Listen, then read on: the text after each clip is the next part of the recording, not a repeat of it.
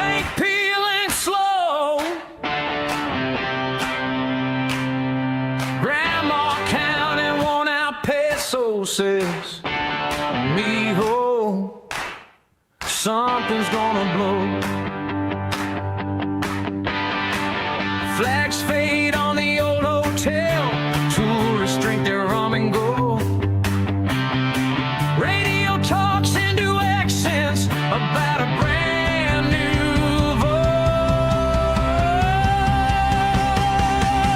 Cuba, 51st state of the sun, stars and stripes in the Caribbean. Same blue waves, a different anthem, still the same red in our drum.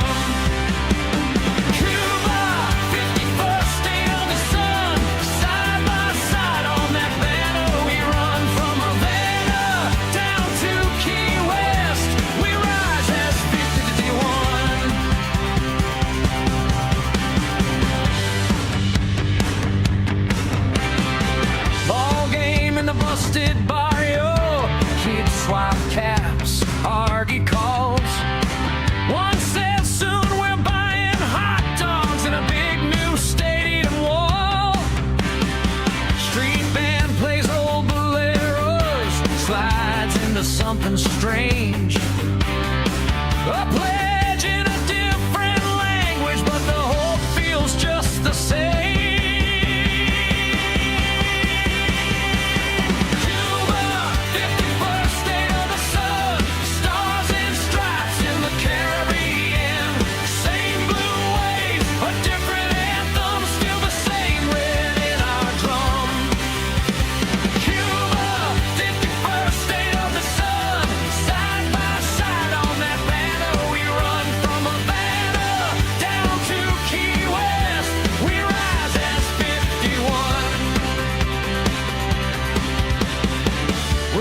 Dance till the morning. Will abuela save her songs? Can a brand new piece of paper hold a hurt that's old this long? We've been islands in our heads, farther than the sea is wide. Maybe 50 stars and one more can fit under this tide. Oh yeah! State of the sun, stars and stripes in the Caribbean. Same blue waves, a different anthem, still the same red in our drum. Cuba, 51st state of the sun, side by side on that banner we run from Havana down to Key West. We rise as 51.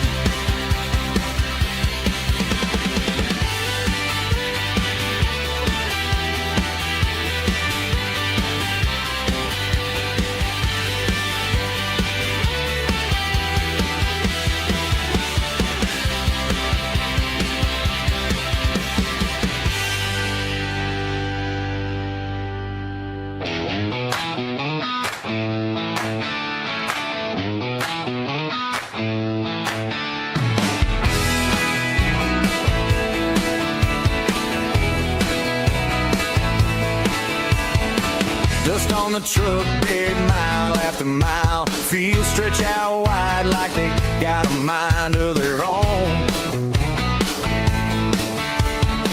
Red sign at the hall, coffee gone cold. Everybody talking with a fire in their bones. Hear that rumble now, under boots on the floor. October is coming and we want something more. October 19th, we're standing up. October 19th, we've had enough. Alberta singing loud, let the whole world hear. October 19th, freedom's here.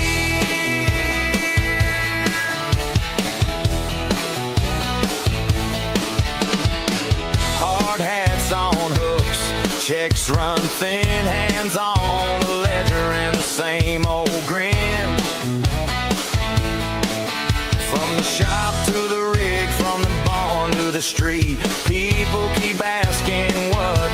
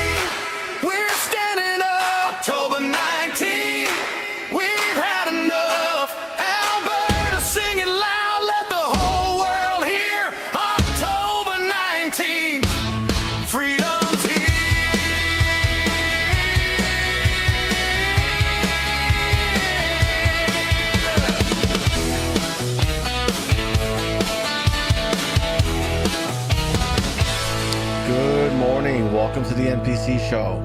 Deprogramming the world one NPC at a time. I'm your host Frank. Today is, was it Thursday? June 25th, 2026. Good morning, everyone. How do you do? How are you doing? Hope you're having a wonderful day. Sort of a rough start here, but I think we're good to go. There we go. All right. Congratulations, Keith Subio Sr. Look at that. Keith Subio. What do? You race off? He told me like multiple times, but I keep forgetting. He races dirt bikes, and he's a West Coast champion now. Look at that. Where's he at? There he is. I won the West Coast Triple Crown, a 3-track event, and with 2 wins and the 3rd place finish, I won the overall championship. I wish I could share some pics. Yes, you can DM it to me over on Twitter, or email it to me, thenpcshow@gmail.com.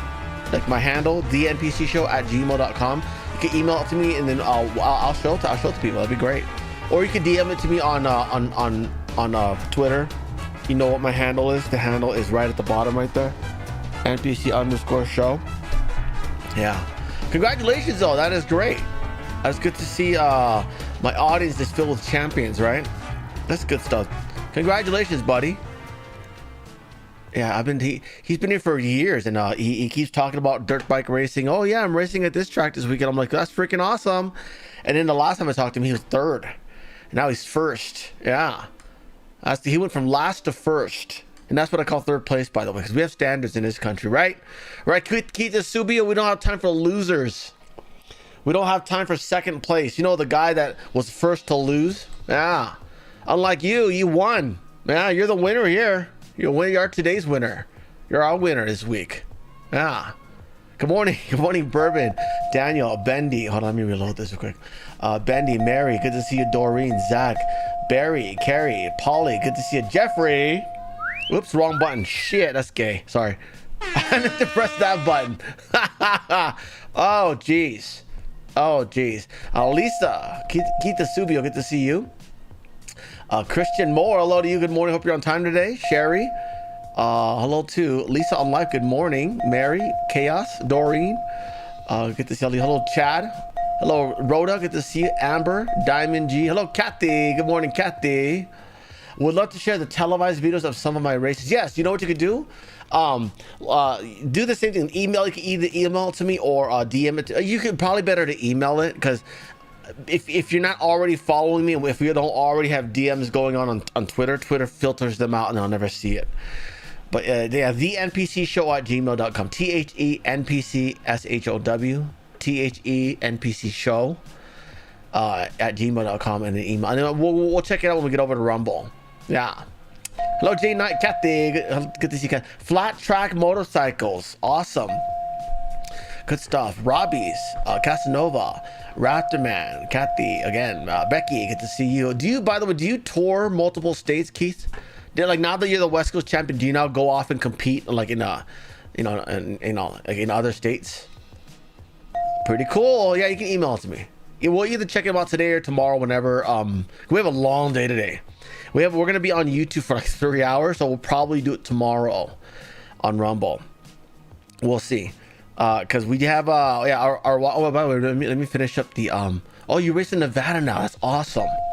Congrats. Beat those Las Vegasans. Hello, Dixie, Mary, Josie, good to see you. Liberty and Jillian, good to see you, dear.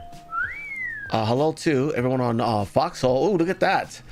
Ina, thank you very much, Ina, for the donation. Thank you very much. Thank you, Donna, and thank you, Curious Cat. Meow meow meow. Thank you very much. Thank you, Poon Slayer. Yeah, the blue pill, someone I banned. They're mad because I banned them because they're being insufferable. It's okay. Anyways, good morning, Josie, Stephanie Sprague, good to see you. Seaver, Ron Witt, Donna, let's see, Goat Strider, Curious Cat, Donna, Ina, good to see all of you. Who else is there? Poon Slayer, good to see all of you. Goat Strider. Anyways, let's get going. Let's see. Yes, in Nevada. Woo, I made it. Awesome. Good to see you, S. Renee. Thanks for being here. Casanova lives in Las Vegas. Well, that's a tough place to be now. What's it like? I mean, are there any I mean, I know that casinos aren't doing as much. Does that just mean that the dealers make less? Because I know that they're making way more than they needed before. For a place where houses are like under 200,000, they're pulling in like 80-90,000 a year as card dealers. No college required, nothing like that. But now that things are, you know, kind of in a decline in Las Vegas, are there job losses, or are they just simply tip cuts? That's interesting to know, because you know, if that money doesn't flow as like it used to, obviously it's going to affect the local economy, right? I'm interested to know what that's like out there, because I remember what it was like in the heydays, you know. Yeah, Capriati's. Yeah, you know what I'm talking about. If you guys ever go to Vegas, drive off strip, go to a place called Capriati's. Okay, they make subs that are like this long. I'm not even kidding. I'm not exaggerating. You can buy like a small is like the Subway size. Okay, it's like a foot, and then you can buy a medium and a large. And a large will feed you and all. It'll feed like a group of four adults. Yeah, Capriati's. Get the capastrami, man. It's got a coleslaw, pastrami. It's in the sub. Everything they make is good. Them and Earl of Sandwich. Earl of Sandwich is also good. It ain't cheap though. Capriati's is cheap relative to its size, but Earl of Sandwich, it's so good. Everything they make is good. You could be a vegan, you could be a carnivore, whatever sandwich you get, it's all good. But it's not cheap. I mean, back in my days, this is like 12, 13 bucks a sandwich. I don't even know what it is now. $21, $22. Hello, Achilles. Good to see you. Doreen, Phoebe, Janet. Good to see you. Kimbers. Hello, all of you. What is this one? I don't know what that's about, but okay, whatever. That's not news to me. Things seem fine to me. What is this? Okay, well, hold on. I gotta add more stories now. Oh, no. That's not important. Alligator Alcatraz is closing, by the way. That's the thing that just popped up. It's closing not because of political pressure. It's closing because they probably got all the bean cakes out already.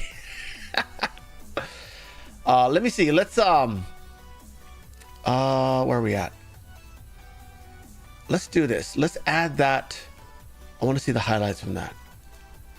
Let's just knock that out right now, because that's immigration related, and that's generally the first topic, anyways. So by the way, long day today. We've got the show. We've got Rubio's press gaggle.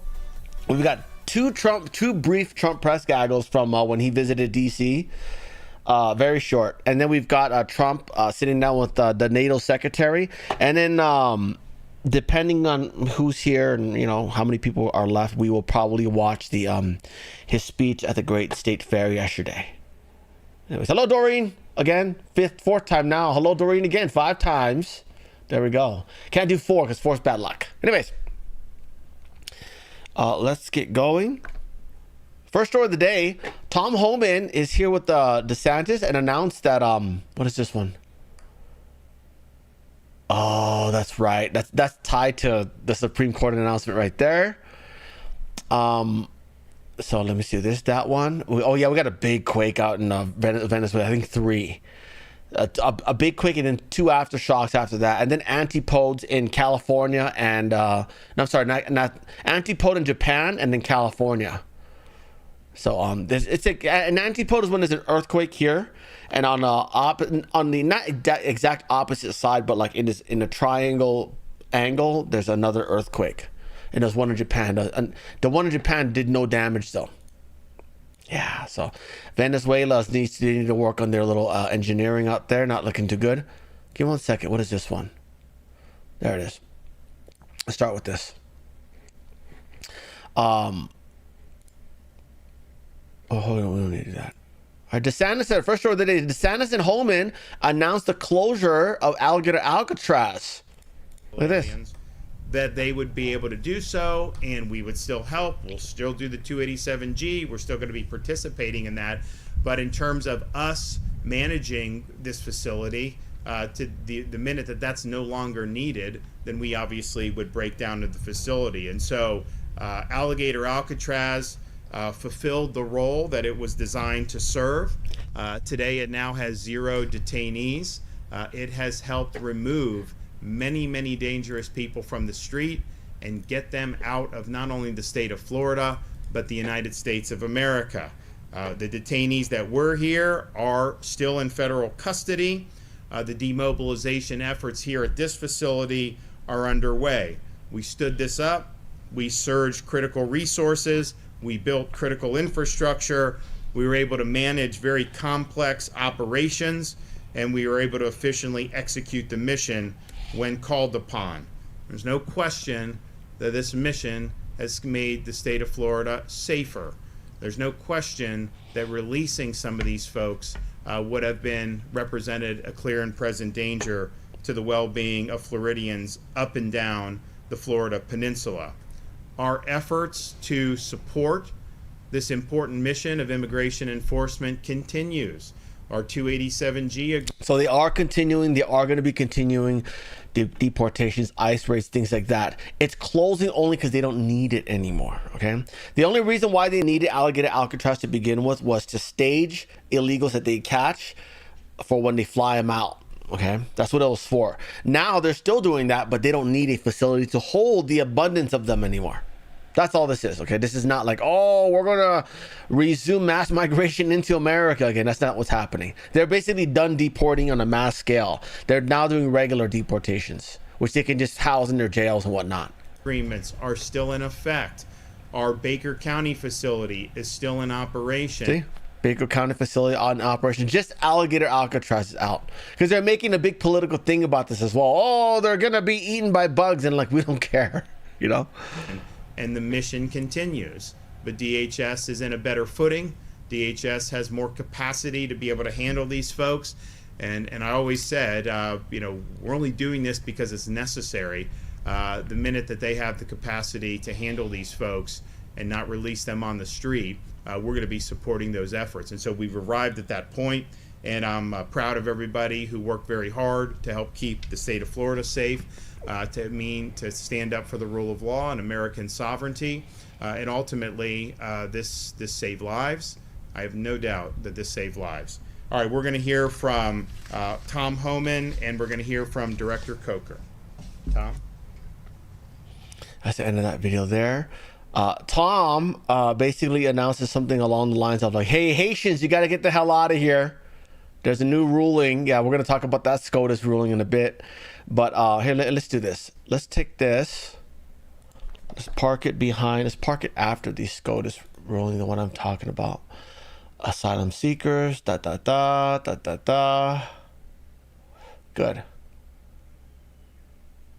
Okay, so we're going to park that back here.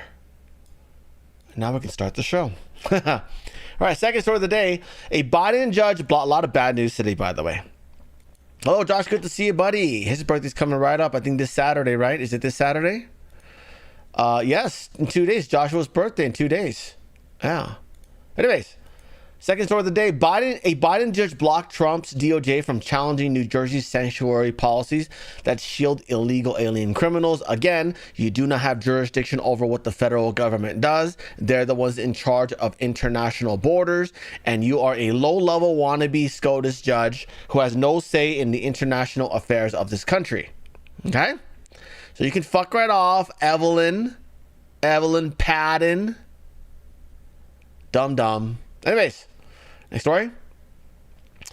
This guy is no longer with us. He's a kid. He's only 17. He got the crap kicked out of him by a migrant gang. Unfortunately, because the French are a bunch of soy people, they are not rioting at all. Unlike the Irish. Yeah, they're not doing anything. They're not even protesting, guys.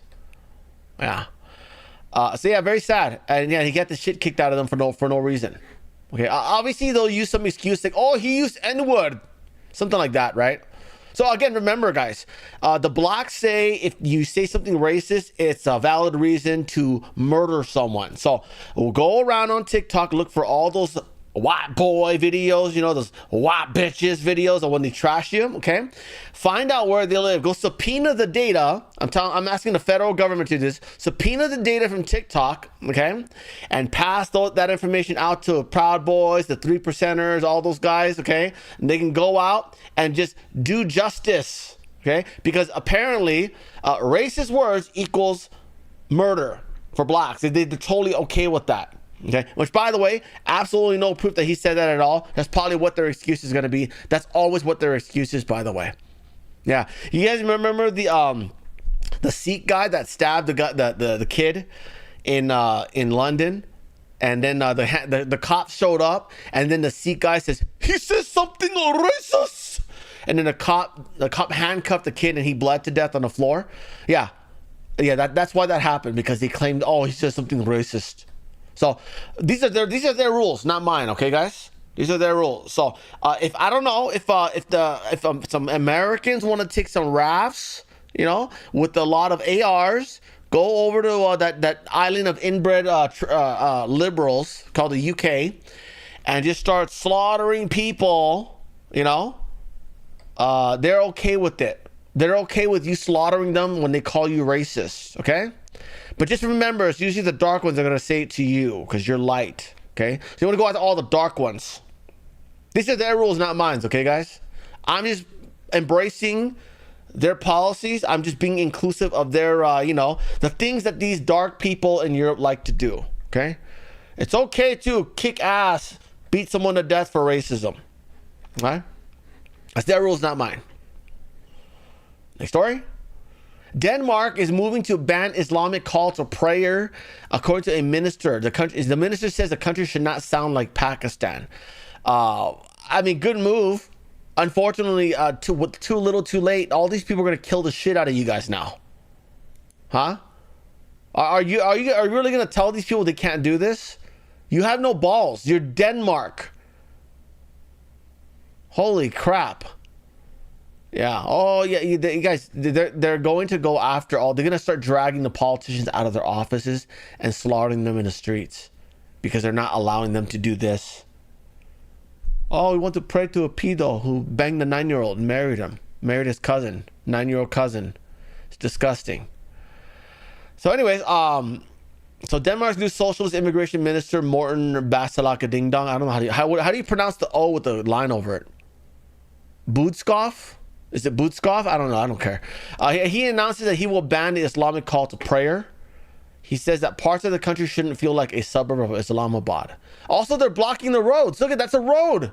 People are supposed to be able to use that to drive on and shit. They just block the whole road.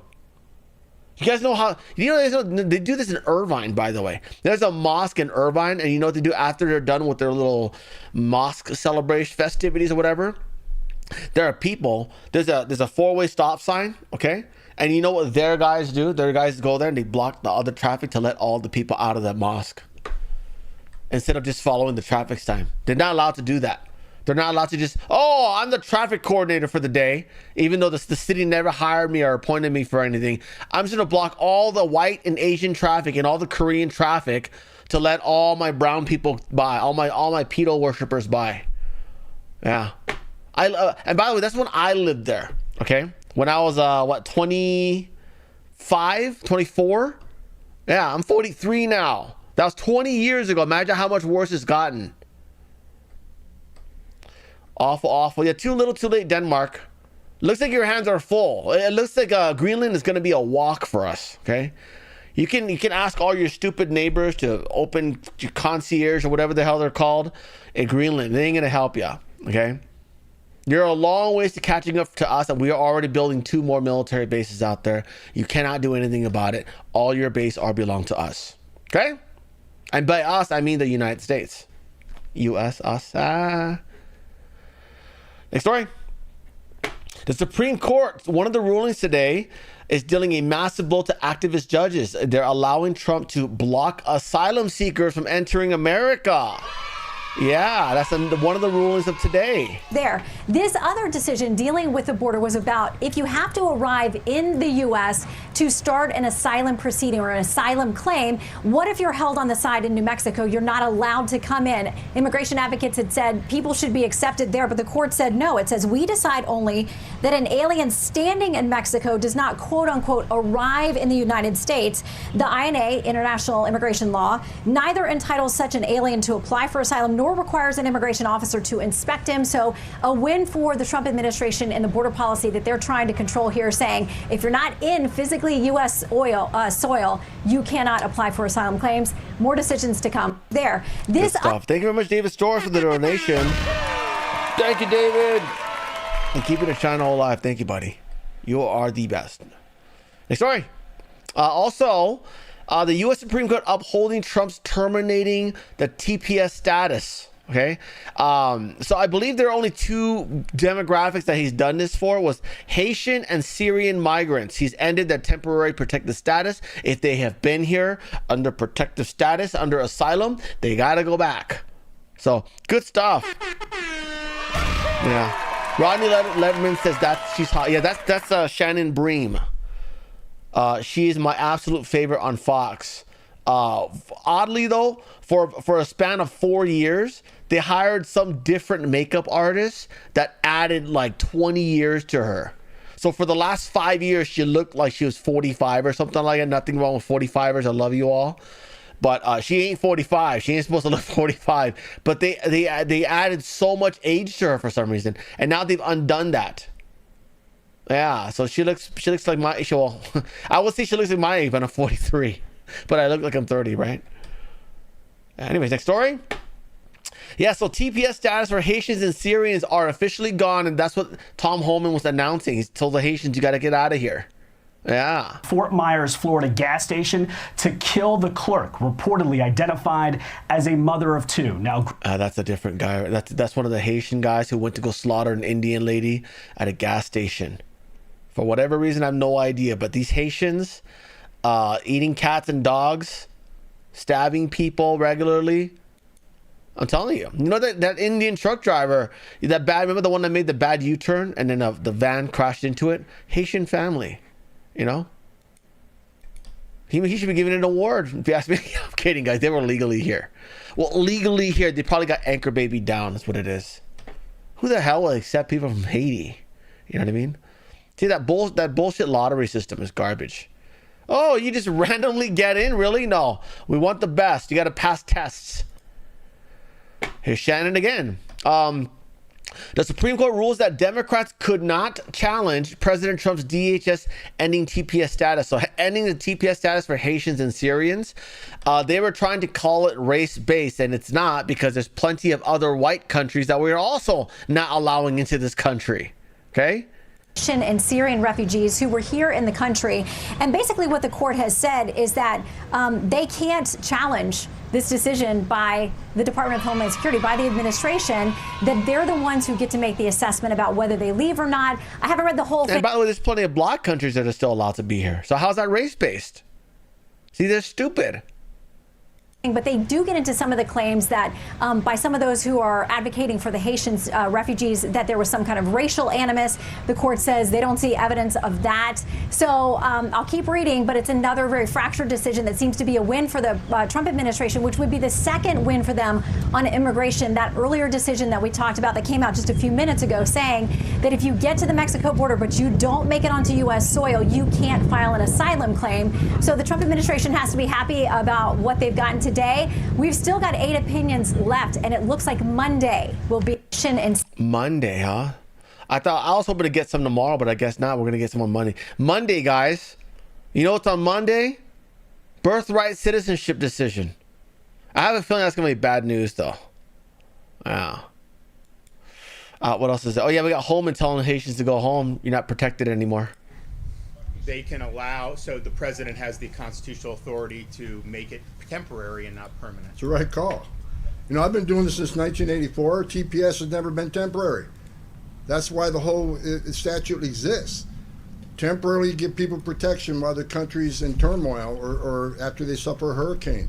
But the problem is no administration have had the guts to actually follow that statute. President Trump has the guts to follow the law. So temporary means temporary. When the condition of that country gets better, they need to go home.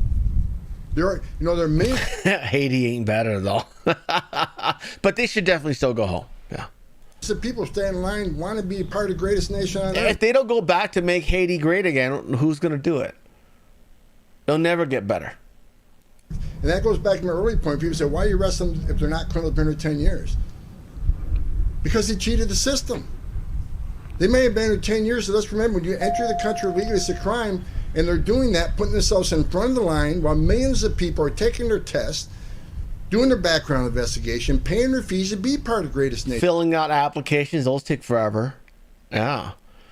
Yeah, you know, my grandpa told me, he told me when when everyone was filling out those papers for refugee status coming in over from Cambodia into America, he said because again, he was a business owner, right, in Cambodia, so he's used to like reading and filling paperwork and stuff like that, and a lot of others were not. They were just not readers or listeners or nothing like that, and they just didn't fill out the paperwork, and they didn't make it over as a result.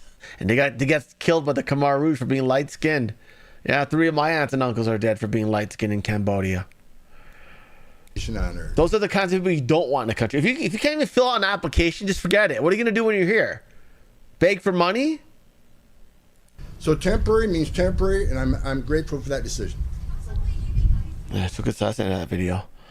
That audio was real low. I had to ramp that up like crazy. Anyways, also, these decisions is going to now allow us to turn away anyone at the U.S.-Mexico border who wants to get in. Look at that. Now, Fox News alert on the Supreme Court decisions. 2 wins for President Trump today at the Supreme Court. Both had to do with immigration. One was on temporary protected status, and also about how you can claim asylum, that you have to be in America to do so. Yeah. What else is there? Oh, fraud. North Carolina. 8 people and 8 tax return preparers plead guilty. $25 million of pandemic relief fraud scheme. Oh, not tax returns, but preparers for the, I guess, the documentations for the pandemic relief funds, huh? 8 people busted, $25 million. Instead of honoring their legal and ethical duties as tax preparers, okay, so this was taxes, this group allegedly engineered a calculated scheme to enrich themselves by submitting false returns. Stealing taxpayer-funded relief in a national emergency is both reprehensible and deeply harmful to the public. So this is in North Carolina. The last time we heard about this was in Florida. So this is a whole nother group of people. Good stuff. Next story. Look at how the purple-haired lady, look how pissed off the Democrats are that they no longer have a surplus of children to rent out for adult time. Mr. Secretary, do not interrupt. Don't you point your finger at me. Don't I be a will hypocrite. point my finger Don't you be at a hypocrite you. then. Then you be as you should be as upset about the 450,000 kids that were lost. You didn't say a word about it. For 4 years, you never said a word. Mr. Secretary. Could you put him in his place for Don't yell at me. You should I'm be the put in good- your place. Mr. Secretary, if you would like 4 minutes for a closing statement when everybody's done, I'll give you that. But while members are on their 8 minutes, I need them to have their 8 I minutes. Mr. started Chairman, my I comments. appreciate that. My issue is that they say this for sound bites, and I'm not going to let them say What something did like you that do that's not just true. recently for sound bites? Yeah, that's good. Yeah, don't interrupt. Don't let them stop you from interrupting, Mr. Mullen. You should absolutely interrupt, because you know what they're gonna do? They're gonna filibuster for the entire 8 minutes. Okay, they're just gonna be there and with their speeches of lies, just lie. You should interrupt. Okay, they dragged you into this hearing. You've got work to do. Okay, make them regret dragging you into these hearings. You're doing exactly what I think you should be doing. That's good stuff. Just recently. No more of this soft, polite Republican Christian American shit. Okay, we need to do this Christian Crusade 2.0. That includes our politicians in their own way. For sound bites. I sympathize with the 400. We are going to have something resembling order here. Say a word Mr. about it. Secretary, do not interrupt. Anyways, yeah, look how mad they are. I don't have any more 5-year-olds checking me off anymore. I'm so mad at you. Wow. Anyways, DeSantis also doing more good things. He is actually moving to impeach this activist judge here. Yeah, this lady here With breaking here. This lady here drowned her daughter. I guess she just got tired of dealing with her. Her excuse was because she was traumatized from COVID. Which, again, by the way, I'm honestly very surprised that a judge had the decision on this. I thought it was a jury of your own peers for criminal cases. This is clearly a criminal case. I don't know how a judge was able to be the one to make the decision on this. So, very confused about how things work out in Florida. But, yeah, she got away with it. Yeah.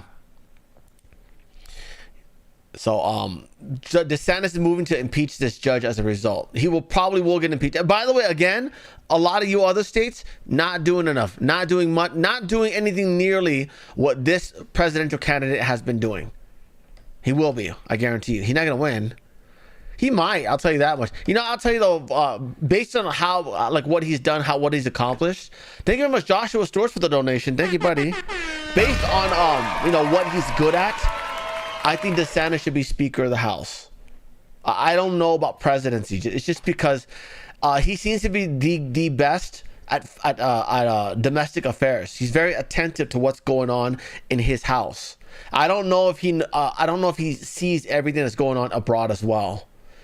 You know, I'm sure he could probably be informed of all that. I'm sure Trump will fill him in, but you know, I want Rubio for the international affairs. Anyways. My story? This is a Detroit Lions cornerback. His name is Terrion Arnold. He decided that he was going to go to Tampa, Florida, and kidnap and rob someone. Yeah, he is a current cornerback at the Detroit Lions. I don't know why you thought that you're going to get away with it in Tampa, Florida. But I'm going to assume that this is exactly what you've been doing in Detroit as well and been getting away with it. And that's why you thought it was okay for you to do this in Tampa. Yeah, guys. He got arrested. Armed robbery, kidnapping in Tampa, Florida, faces multiple felony charges that carry a potential life sentence if convicted. You guys remember that the junior football team that went to Florida for they were from Pennsylvania. They went to Florida for a tournament. And then in between matches, they decided to go loot at was it Dick's Sporting Goods, and they all got arrested. And the cop tried to show up to like get them released, and it's just like, it's not how this works in Florida.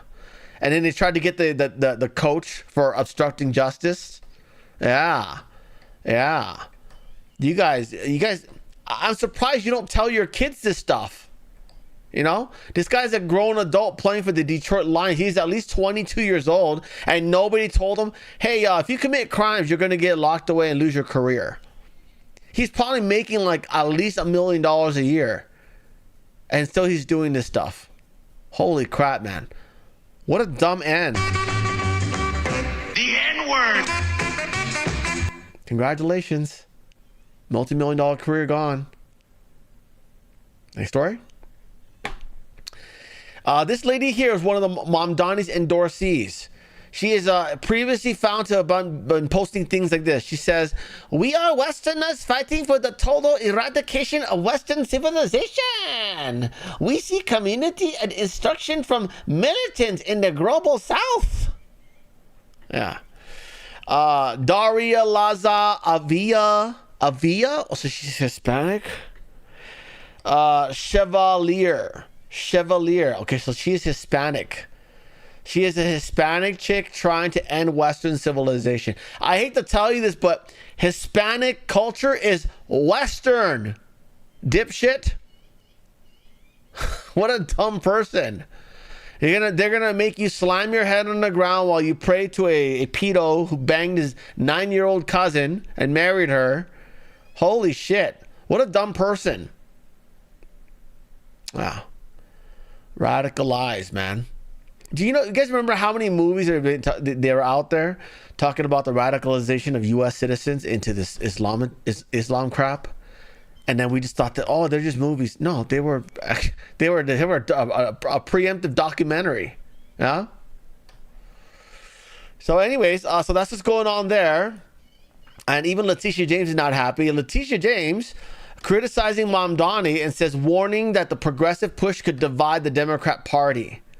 What she's really mad about is that the power from the Democrat Party is going from blacks to browns. Yeah. And don't forget, you voted for this. Okay. Don't tell me you did not vote for open borders, lady. Okay. Now that your city is swarming with Islam and Venezuelans and Hispanic people, and they're all voting blacks out. You guys know from like the 80s and the 70s when there was the population demographic, you guys know the percentage of blacks has actually gone down. Yeah. You would think it's gone up, right? Because the crime's all crazy. No, it's the Islamists who are growing. Yeah, that's how he's winning. We're talking about a city that's like mostly Islamic at this point. Never mind the Italians. Never mind the New Yorkers. They're all they left. They left. They went upstate. No, not the blacks. They're still there, like hoping. You know, they're out there. Mamdani's people are having 6 to 8 kids per family. You guys are killing each other as children, right? With your automatic Glocks, and you're like, oh, why are we losing elections? Yeah, because you voted for them to be here. Stupid. But New York Attorney General Letitia James is striking a different tone, saying, quote, some of the candidates that he has supported are individuals who do not understand the politics of New York City. All of us are... Oh, no, they understand it. And that's why they won. They understand. It's you who are not in tune. Little Miss Trump does lots of illegal things and then loses the appeal. It is you who's not paying attention, okay? You let in all these people who were different from you vote you out. And now you get a jury of his own peers that will never convict an Islamist, never convict a Muslim. You blacks are in a lot of trouble if you're still living in these towns ran by Islamists, okay? You're in a lot of trouble.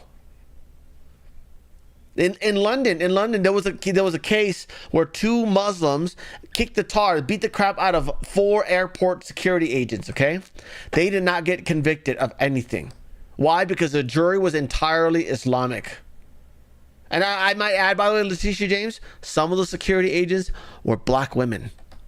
Yeah, getting the shit kicked out of them by Islamists, and they're getting away with it. And that's not too far off of the reality of New York. You will get the crap kicked out of you. You and your sisters, okay?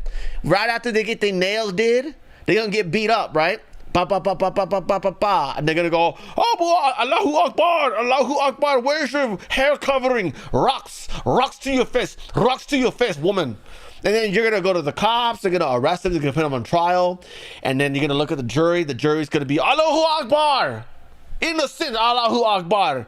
Lady still missing half of her face from all the rocks thrown at her. You're done. You're done as a race. Africa is being pillaged. They're starving to death. You have nowhere else to go. You're stuck in this country and you're done. You're stuck with Sharia law because you can't afford to leave the city. Who outside of the city, who in the suburbs is going to give you a job? By the way, you guys know what's interesting? You guys remember when Wall Street Bet was pumping GameStop and AMC? They're doing that right now with Wendy's, okay? So I was looking at some of the posts, okay, on Wendy's, and you know what some of them were saying? They were saying, Wendy's, the reason why your company is collapsing is because we white people know better than to eat at restaurants where black people make the food. We get poisoned every time we eat there. Yeah. And by the way, I saw that more than once. Okay, and this whole Wendy's craze started like yesterday afternoon. So I've only been scrolling casually here and there. I saw that twice. Okay, I'm still collecting news, putting together today's show for all you guys. Okay, and I happened to see that twice from 2 different people. Think about that for a second. Okay, how do you take over a country as a race? Oh, you poison all the whites, and that's what they're doing. Yeah. Don't worry, Letitia. They'll be poisoning your food very soon. Don't worry about that, okay? Enjoy your fast food. Enjoy your halal food, okay? You voted for this. You did. You and everyone who looks like you, okay? All those guys right there. The N-word. That guy. Yeah. This is what you wanted. Next story. Now they're going to be begging whites to save them again. We're like, yeah, we're busy. Go ask the Chinese to help you. By the way, if you haven't heard yet, Venezuela had a massive earthquake followed by like several more aftershocks. I mean, we're talking about buildings crumbling. China has not announced any will to help them at all. Not China. Yeah, we have though. We have. I'll get to that in a bit. Next story. Secretary Burgum says Democrats are blocking permitting reform. So if you're not familiar with this communist operation to send jobs over to China, they've been using permit restrictions, red tape, basically lots of red tape, to prevent businesses from starting, to prevent industries from thriving in America, sending jobs overseas, okay? Industries overseas, steel manufacturing overseas, okay? And so that is all intentional because that is what the Chinese Communist Party pays them to do. Send them more jobs, make us dependent on them. Okay. So now Trump's trying to cut all that red tape and they're trying to sue to block all of that. Yeah. Bill that's in front of Congress, very important, and they should pass it. Of course, Democrats are holding it up.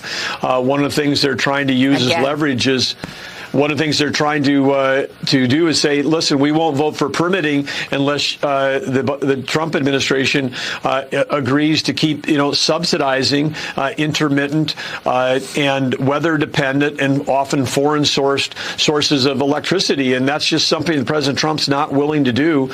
So they really don't have leverage in that way over the administration, because what we need in America right now is energy addition, not energy subtraction. And as it comes to our power grid, all the rules under the Biden administration, if you're transitioning from reliable 7x24 to something that's dependent on the weather, that's energy subtraction. That's not energy transition. And we need energy addition. We need energy to power manufacturing, all the jobs, the foreign direct investment coming back into this country, what we need to manufacture AI, manufacturing intelligence here in the United States is critical to the strength of our economy. And of course, with President Trump, we have lower taxes, less regulation, and we have seen a flow of capital coming to the United States like never before, and it truly is going to be the golden age for America going forward. But we've got a few more things to clean up from the mess that was left behind by the last administration relative to energy policy that was headed 180 degrees in the wrong direction. Yeah. So hopefully we can get those companies back, because holy crap, we need to stop being dependent on Panda Land. Next story. Was another Supreme Court ruling. The Supreme Court has blocked Democrats from banning legal firearm carriers from entering businesses without express permission from the owner. This is a case that came out of Hawaii. Hawaii passed a law saying, you can't carry a gun to a gas station, to a variety of things that people go to commonly, even if you're a permitted carrier. Okay, I'm gonna guess that this includes cops, by the way. And so, maybe not cops, but they did. Supreme Court did rule that is a violation of Second Amendment rights. Immigration. Shannon Bream joining us live once again to break it all down for us. Shannon, what do we know?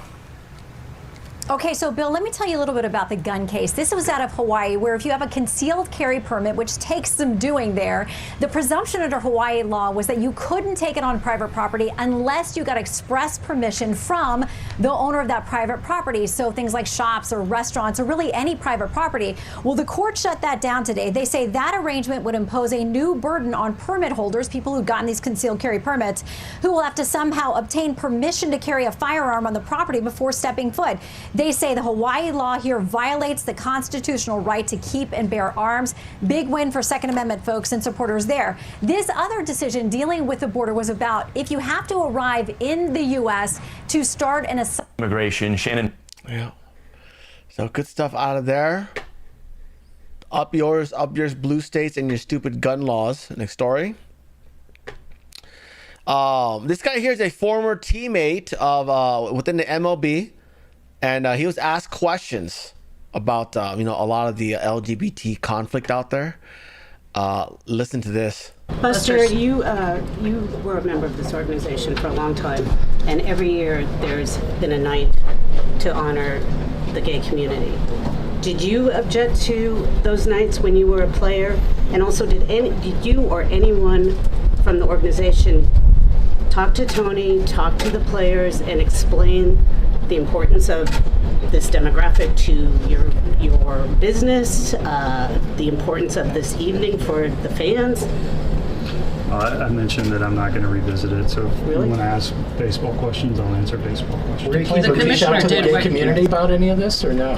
Again, if you want to go baseball questions, I made my statement on it. I'll answer baseball questions. But do you have no response to the commissioner saying inadequate and unclear communication coming from the organization? I'll answer baseball questions.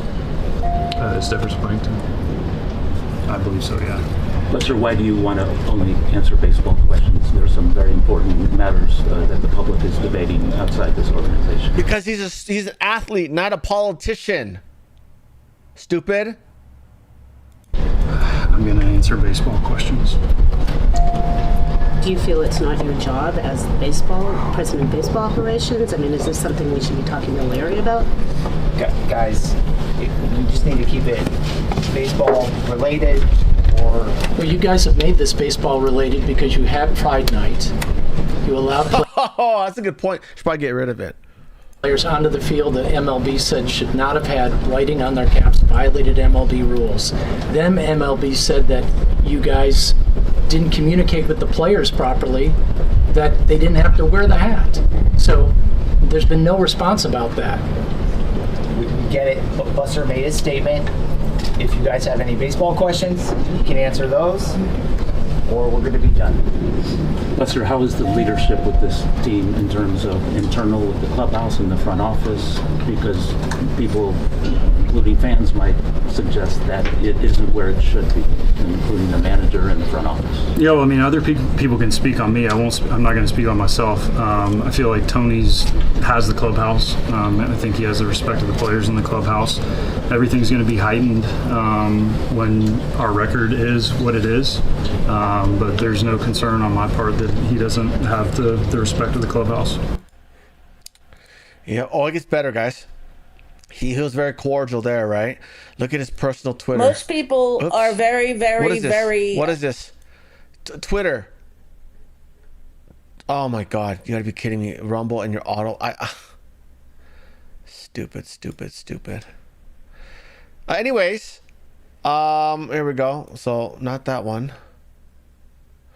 So this is a quote of him saying this. Hold on.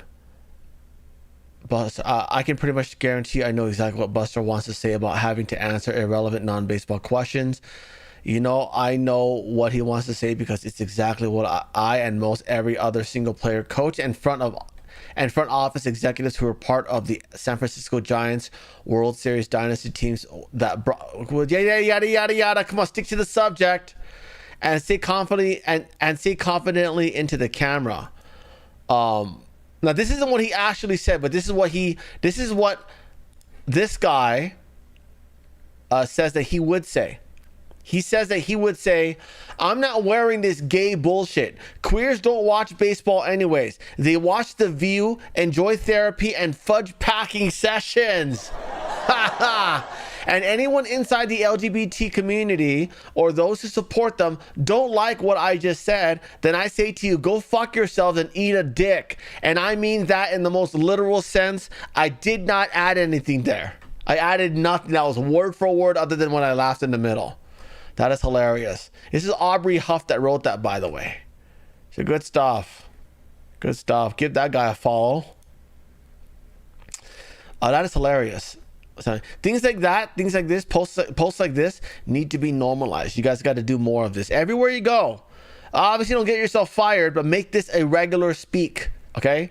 The more things they tell you, oh, you can't say this because it's not nice. Oh, you can't say that because it's politically incorrect. The more stuff they add to that bucket, it ruins discourse, and then we won't be able to talk anymore. And that's how communism takes over. Okay. Push the racism as much as possible. It is legal except for employment practices. So be careful of that, okay, if you're in HR. You should probably know better than that anyways. Next story. Ohio's legislature, House and Senate passed a bill requiring voter ID to vote in Ohio. I talked about that the other day. Unfortunately, their governor, Governor DeWine, we've known about him for a long time. He's an absolute rhino. He vetoed it. Yeah. Ohio Governor Mike DeWine has vetoed a controversial bill that would have required voters to provide photo ID when casting an absentee ballot. Governor DeWine says the bill would have created an additional burden for Ohioans and that it doesn't add any safety measures. In a statement, DeWine said in part, requiring a photo ID for mail-in ballots, quote, does not provide election officials with any opportunity to verify if the ID picture matches the face of the voter and thereby serves as no additional verification of the voter's true identity, end quote. Morning, Ohio Governor Mike DeWine. Yeah. So absolute bullshit for Ohio. I'm very sorry.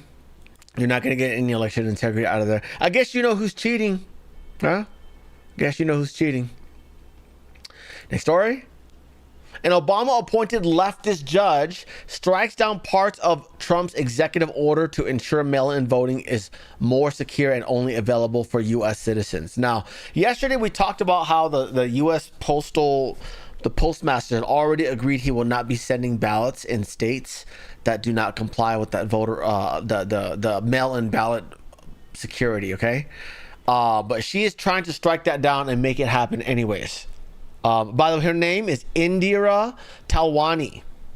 So pretty clear why she doesn't want the voter ID, because she wants her Jeets, her fellow Jeets, to be able to vote out all the white people because they're racist. Yeah. I bet you she donated money to that Indian truck driver guy that killed a Haitian family with that bad U-turn. I bet she did. I bet you she did. Because Indira Talwanis generally support people whose last name is Singh, regardless of who they are and what their ethics are. Yeah. So she did that. I don't know if this changes anything in the postmaster stuff, but let's get to that real quick. No, hold on. This is another piece of bad news. A Biden and Clinton appointed judge blocks the DOJ's ability to see Michigan's dirty voter rolls. I'm not sure what's going to happen with all this, because Jocelyn Benson doesn't seem to be bending at all. She's not capitulating in any way in terms of complying with election-related stuff. In fact, they haven't even cleaned out dead people yet. There's still people on their voter rolls that are like 130 years old.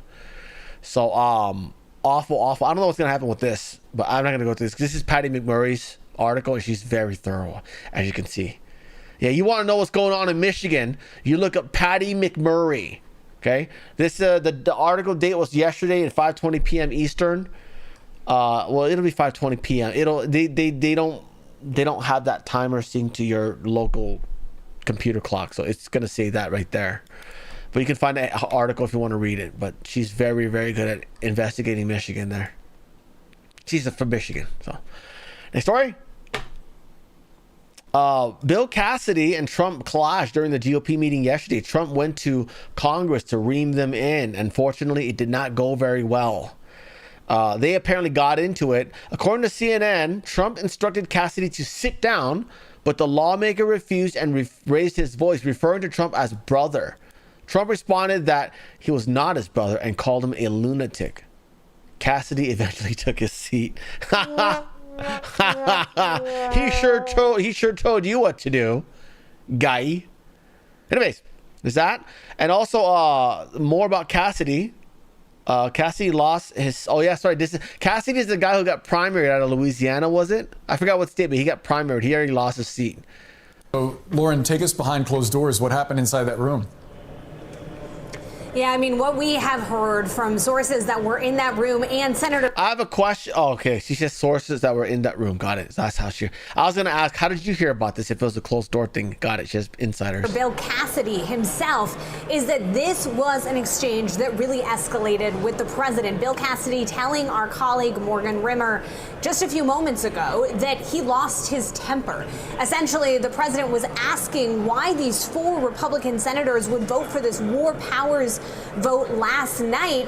And at that point, Cassidy told our colleague Morgan Rimmer that he asked the president, is that a rhetorical question, or do you want to actually know the answer? The president invited him to share why he voted the way that he did. And essentially, Cassidy berated the president for what has transpired in Iran, for not being clear with Congress about his actions in the region, and essentially arguing that until he got a more fulsome briefing of what was transpiring, he was going to continue voting the way that he was voting.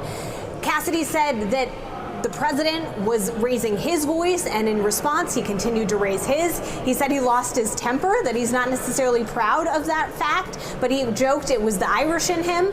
I mean, obviously, this was an extremely tense exchange. A lot of Republican senators coming out of that meeting noted that it had taken place. Some of them, Senator Tommy Tuberville, tried to downplay it to me, arguing that it was a really cordial exchange, that they were just having a difference of opinion. Wait, you left out the part where Trump told him to sit down and put the binky in his face. Why'd you leave that part out? CNN? Anyways, next story. The U.S. Senate has blocked a bill despite the fact that Trump went to the Senate yesterday to talk them into passing the Save America Act, included in the FISA bill, they still did not bring it to vote. Instead, they voted again on a bill to block him from doing anything with Iran. Yeah.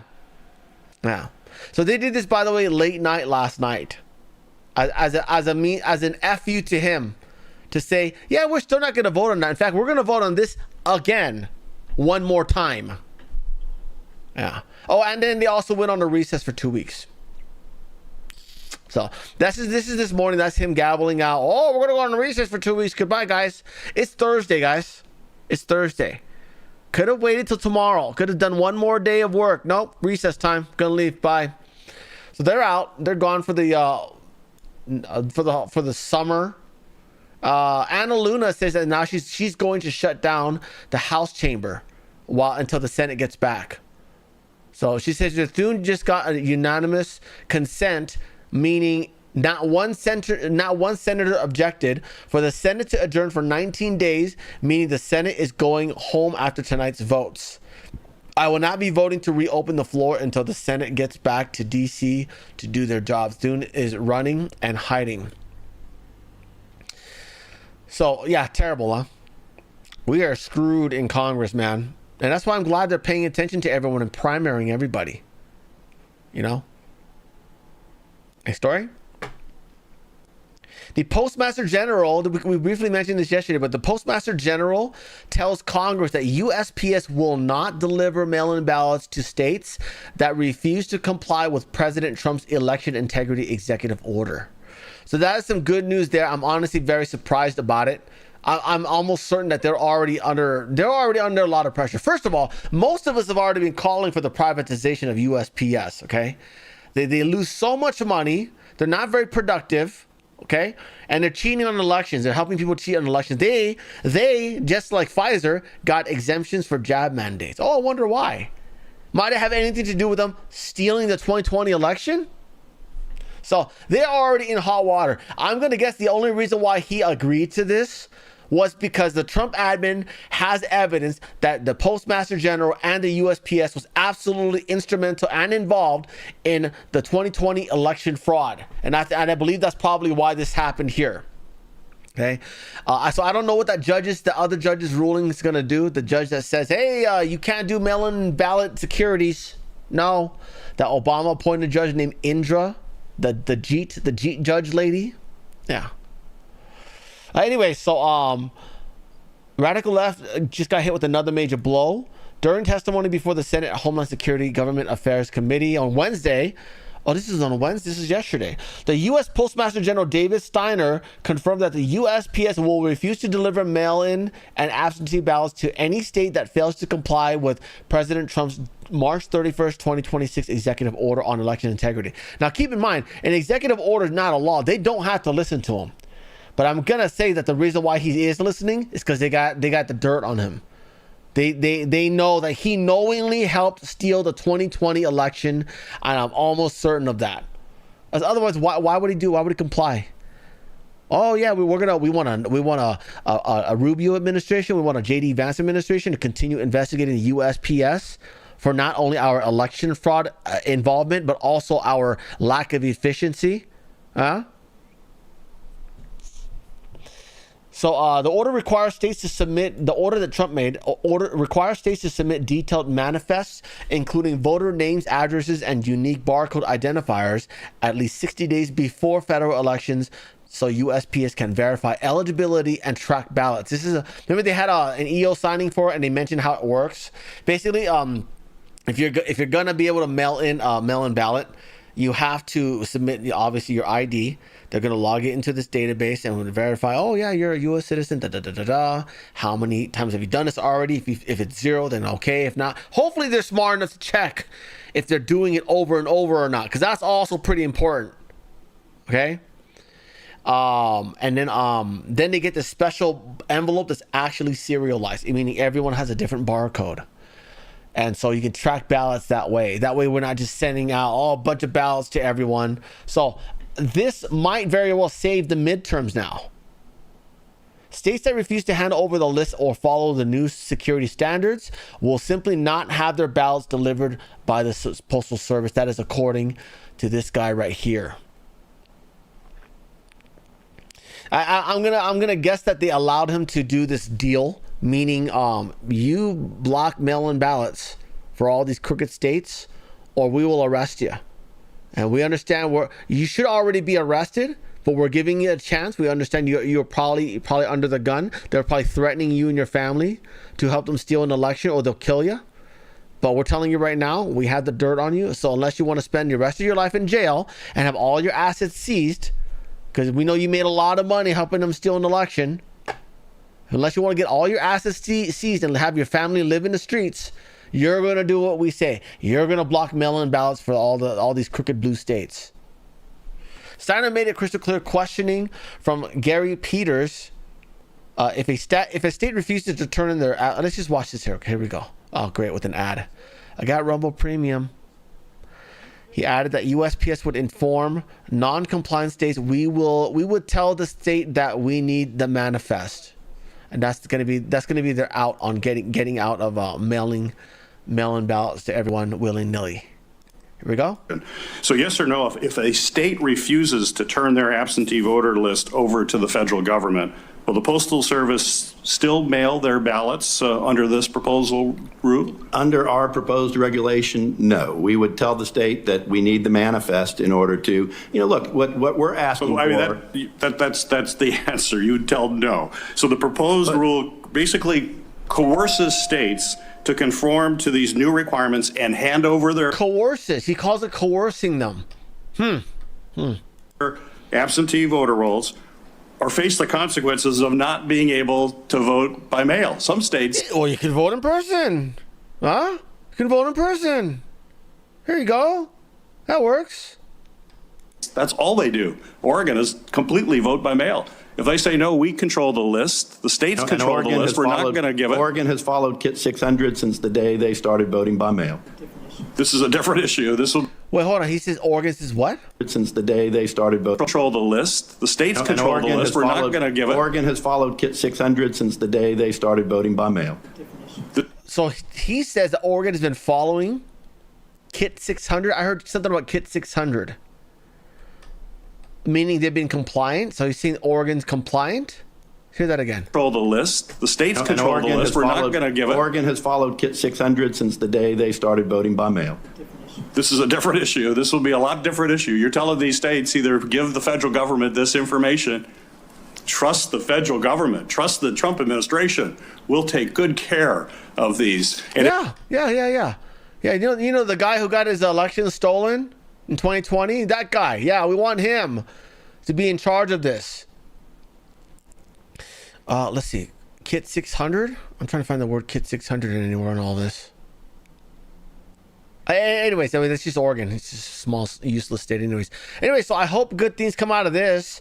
Might explain why the odds, the poly market odds of the Republicans holding power on both chambers has gone up since yesterday.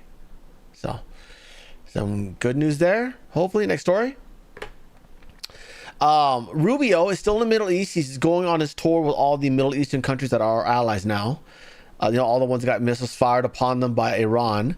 And I believe he was in Kuwait last night. This is a press gaggle that he has. The media is already trying to create division, asking bullshit questions. They're alleging that there's some sort of division between Rubio and Vance. I don't see it at all. I know some others do. But here, he quashes all that. Here. Diplomat, do you not want more of a direct role in these talks, which have been, until now, really led by the Vice President and... I think, I think that's just a silly analysis. So the Vice President is the second-ranking person in our government. It just shows you how seriously we take that endeavor. And we have a team of people that do work. I mean, I'm here today because they were overseas last week. We all have a role to play in this regard. So, I mean, I'm here. I've been here for 3 days. This is a key component of that. So, but that, I think that's a really silly question. The Vice President of the United States, other than the President, is the second most powerful person in our government. The fact that he's directly involved in this tells you the importance that our administration has given to this topic. So I think it's a very positive thing that he's involved in it. Yeah, they're trying to make him feel like, oh, look at that, J.D. Vance coming in and stealing your thunder. He's not. We all still want Rubio, okay? Vance has done one thing, One thing, oh, and by the way, it's not even holding. It's not even holding. According to half of Iran, is not holding. The half of it, the half of the Iranian regime that's still wanting to toll the strait and things like that, that's not happening. No one's paying them. They've already, you know, I don't know if you guys missed the show about a week ago. Scott Bassett announced that, yeah, Iran was collecting tolls from people to cross the strait, and, you know, we just took their wallet. Yeah. Anyways, there are reports that across Tehran, women are refusing to wear hijabs. Look at that. Good stuff. Good stuff. Be careful. Please get some guns first and then walk around without a hijab. They're going to slaughter you all. 6,000 other Iranians have been detained on trumped-up charges and summarily imprisoned. But even in the shadow of that fear, Iranian women are continuing to defy the regime. We have new images. You can see them on your screen from Tehran. They show women of many different ages openly ditching the mandatory hijab, an act of resistance with sometimes terrifying consequences. Let's bring in Dr. Sheila Nazarian. She fled Iran as a child during the revolution. Doctor, thanks so much for being with us. This is a quote from an Iranian teen, a young girl, to CBC News, who says, "I think that if I am going to live the final seconds of my life, I want to live it the way I want." And this is connected to the courage of Iranian women, still confronting a dictatorial government by any means. That's profound, and she's only 16 years old. Yeah, Jillian, I think what we're seeing, this is not a rebellion against a hijab or, you know, a fashion statement. The people of Iran are no longer buying what the regime is selling. And what the hijab means to these women in Iran is government control. Imagine waking up every morning. Oh, she's got American flag pants. Holy crap, that's like a death sentence out there. Wow. And having to put a symbol of Islamic extremism on your body every day, Jillian, by force. The women in Iran are so brave. We've seen the morality police step it back up. We've seen the execution of political dissidents stepped up every single day. Look at this. This is allegedly in Tehran. She's wearing an American flag shirt. That, I mean, when I thought about something, this has got to be like New York or something. But if they're saying this is in Tehran, that's ballsy. That's the end of the video, by the way. Too bad. That sounded like it would have been a good conversation. You guys cut that short. Next story. This is out of the Insider Liar, so take it with a grain of salt. Again, they're not reliable or trustworthy. But they said that a vessel was hit by an unknown projectile in the Hormuz Strait. They're the only ones saying this. And no, this is not the reason why crypto took a dump this morning. It took a dump because a bunch of Wall Street firms have bought a bunch of shorts on MicroStrategy. Yeah, Michael Saylor's company. The company that owns like 840,000 Bitcoin or something like that. And they're apparently going under. And unless they raise funds somehow, including selling Bitcoin, they will probably go under. And they're actually in the red right now. It sucks. Because, you know, they have to do reports, right, on like how much they paid for what Bitcoin. And we're at the price that it is right now, they are actually in the red. They are, they've lost money buying Bitcoin. And they've been buying Bitcoin forever. They've been buying Bitcoin since like Bitcoin 1000. And then they bought it all the way up. Even at like 100 Bitcoin, 140,000, they were buying it, and then it came right back down. I think it was 140, 130. I don't remember what the number was, but they bought it as far up as that, and now they're coming down. What is it, like under 60,000 right now? Because thanks to the well, actually, it's thanks to AI. All the AI boom. Everyone's selling their Bitcoin and buying AI stocks for the past year. Yeah, actually, I'm sorry, for the past 2 years. Next story. France intercepted a Russia-linked tanker. Look at that. The bears. They can't even hang on to their oil tankers now. From France. A very non-serious country. Yeah. Hey, look at that. They're just getting swiped left and right. And they're begging Americans for help for the peace negotiations now that they're losing. Next story. Germany is going to raise the retirement age to 70. 70, man. They want you to never, ever retire. Now, this wouldn't have to happen had you not given away all your extra money to the Libyans to live for free in your country, and all the Syrians to live for free in your country. But unfortunately, because you're giving away all these money to these Africans who are invading your country, now you don't have money to provide for your seniors. Now they'll never get to retire. Yeah, no pensions, no warships, guys. Yeah, they scrapped their frigate program. Frigate's it's like a warship or whatever. They're gonna make a warship. Also, they were gonna make a fighter jet with France. That project's also scrapped there. So, a failed country, guys. Again, no idea why we added 5,000 troops to Poland for. That they need to get yanked. Next story. Germany is offering military transport planes to Venezuela. They got hit hard by an earthquake yesterday. One major one and a bunch of aftershocks. But this makes a lot of sense, because Germany, what did they ever do with military equipment? Nothing military related, right? So yeah, it makes sense. Oh, at least they're putting it to use for something. I don't know what they're sending them though. Again, more free stuff for everyone else, while their seniors never get to retire. But more free stuff for everyone else. Yeah. Good job, Germany. Again, why do we have 45,000 troops there? Why do we have 45,000 troops in Germany? So yes, Venezuela got hit hard. I got a 7.5, a 7.1, a 6.9, and probably many more aftershocks after that. It is bad. A lot of buildings have collapsed. There are many casualties. Mierda, weón. See the bricks on the floor? This guy's running out. He just felt the earthquake, okay? He's running out. Look, as he's running down, look at the walls. Look at the cracks on the walls. It gets worse and worse. Look at that. It's shaking like right now. Look at that. The walls are crumbling.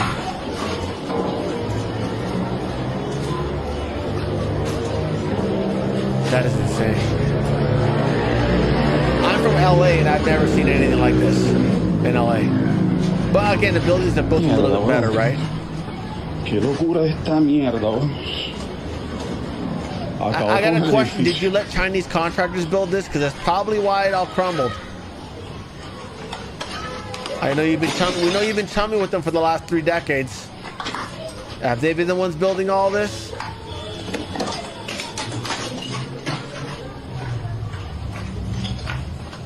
Still shaky. More crumbling. You better haul ass out of there, guy. You got 8 stories worth of concrete on top of you.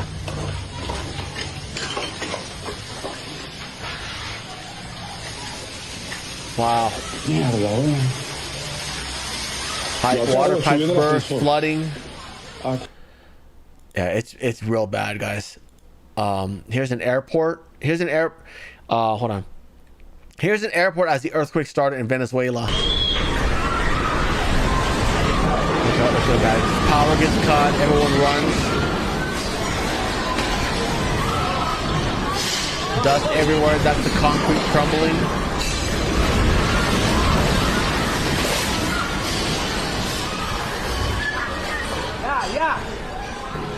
Oh, that's rough. Wow. Ya, por. Afuera que tenemos. No salgan allá. Hermano, no. Afuera más peligroso, hermano. So I'm laughing because I hear the word afuera. I'm like, I know that word. But boy, this sucks. This sucks. Por allá. Señores. Al puerta 4. Now, this is their airport. That's probably something that's built a lot better. Other buildings not built so well. That one completely crumbled. I had no idea how many people were in it, but I'm gonna assume they're all gone, just like the Champlain Tower people. So, pretty bad. I think I read somewhere that this is the worst earthquake they've ever experienced in Venezuela.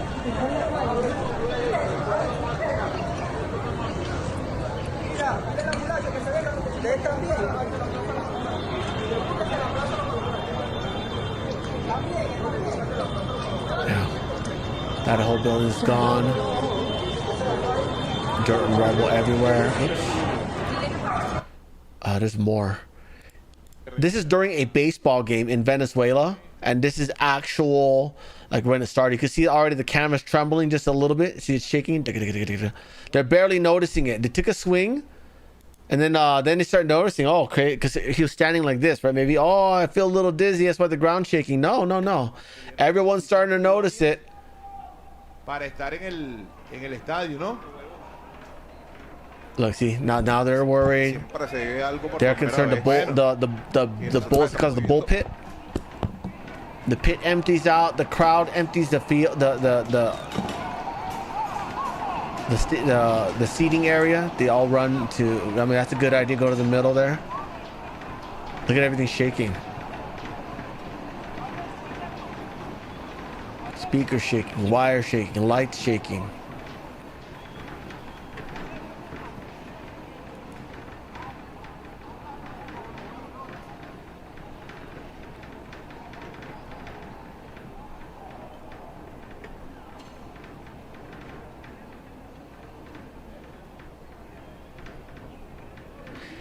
It's going to be interesting to see who built those buildings that collapsed.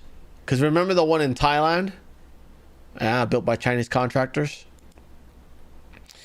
That's the airport when we saw that one. Here's a helicopter view of the... Look at that whole apartment building fell over. Containers toppled over.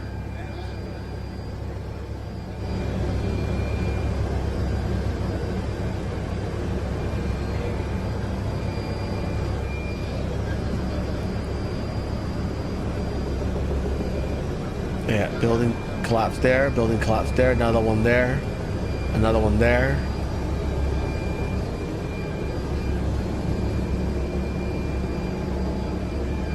Yeah, so it's a big mess out there. Another one there, another one there, another one there. Holy shit, that's a lot of rubble. Another one there. Half of that building is gone. Another one here. That looks like it's collapsed. This is all collapsed right here. Right there as well. Right there. Wow. This has to be Chinese contractors that did this. I mean, it's a mountainous area. That indicate that earthquakes happen here sometimes. And you're telling me all of this just, it was unexpected? So there are some that are standing and some that have fallen. That's partially collapsed. That's partially collapsed.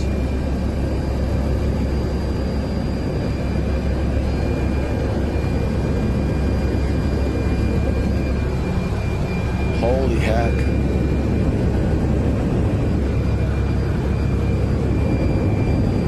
We are sending aid, by the way, because you guys, Trump has already announced it.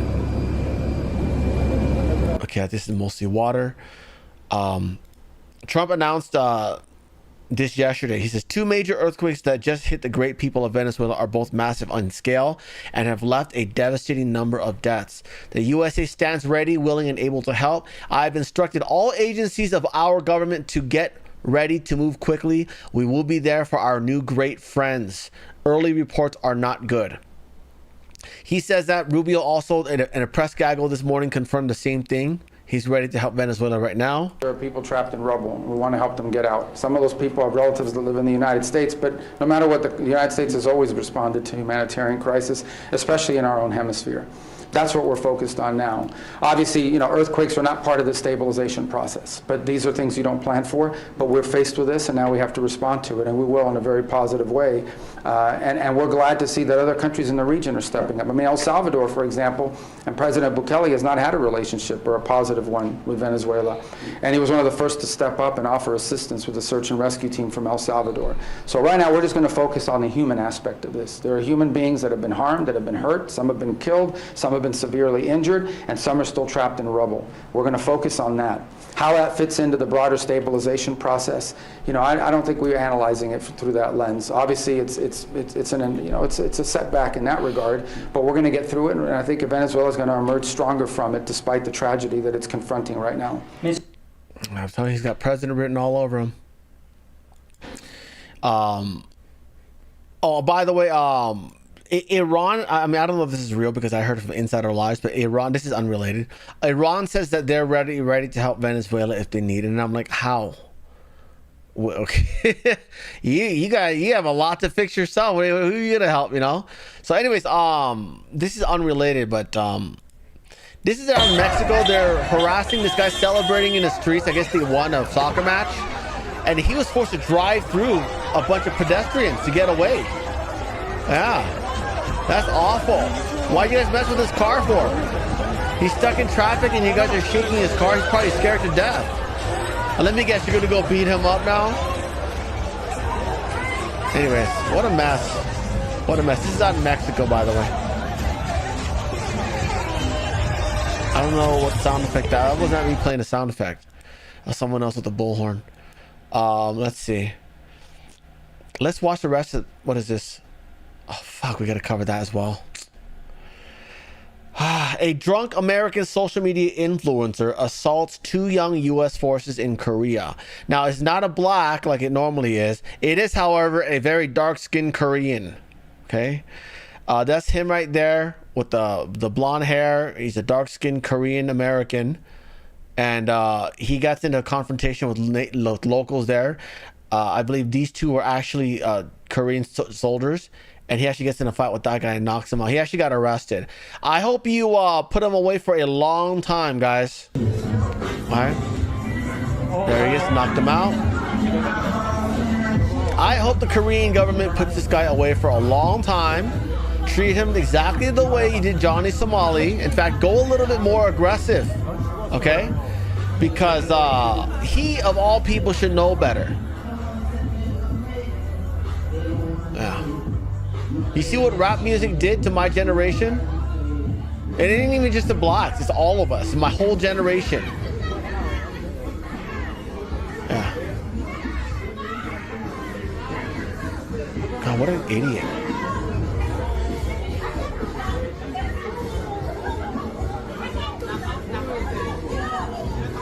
That's content to you, huh? That's what you do?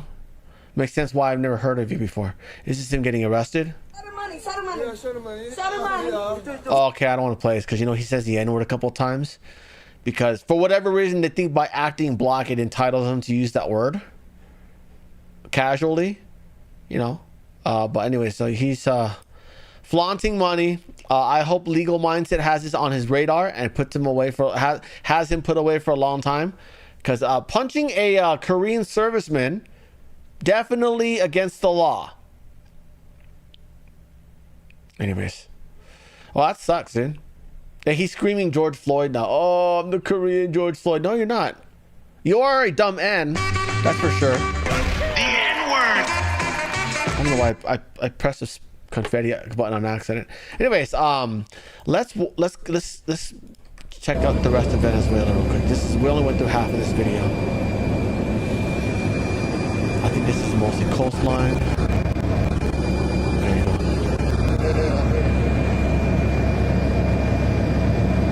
Holy crap. Postal watch party, by the way, is going to be a press gaggle from Secretary Rubio. 2 press gaggles, 2 very short press gaggles with Trump when he was at Congress yesterday. And then he also sits down with Mark Rutte, the head of NATO. And we're going to watch all that here on YouTube. And then we're going to cut. If there's still people left, we'll cut off and go to Rumble and watch some other stuff. But the other stuff's not urgent. So we might just... The last thing I might play on YouTube, if there's enough people here, is the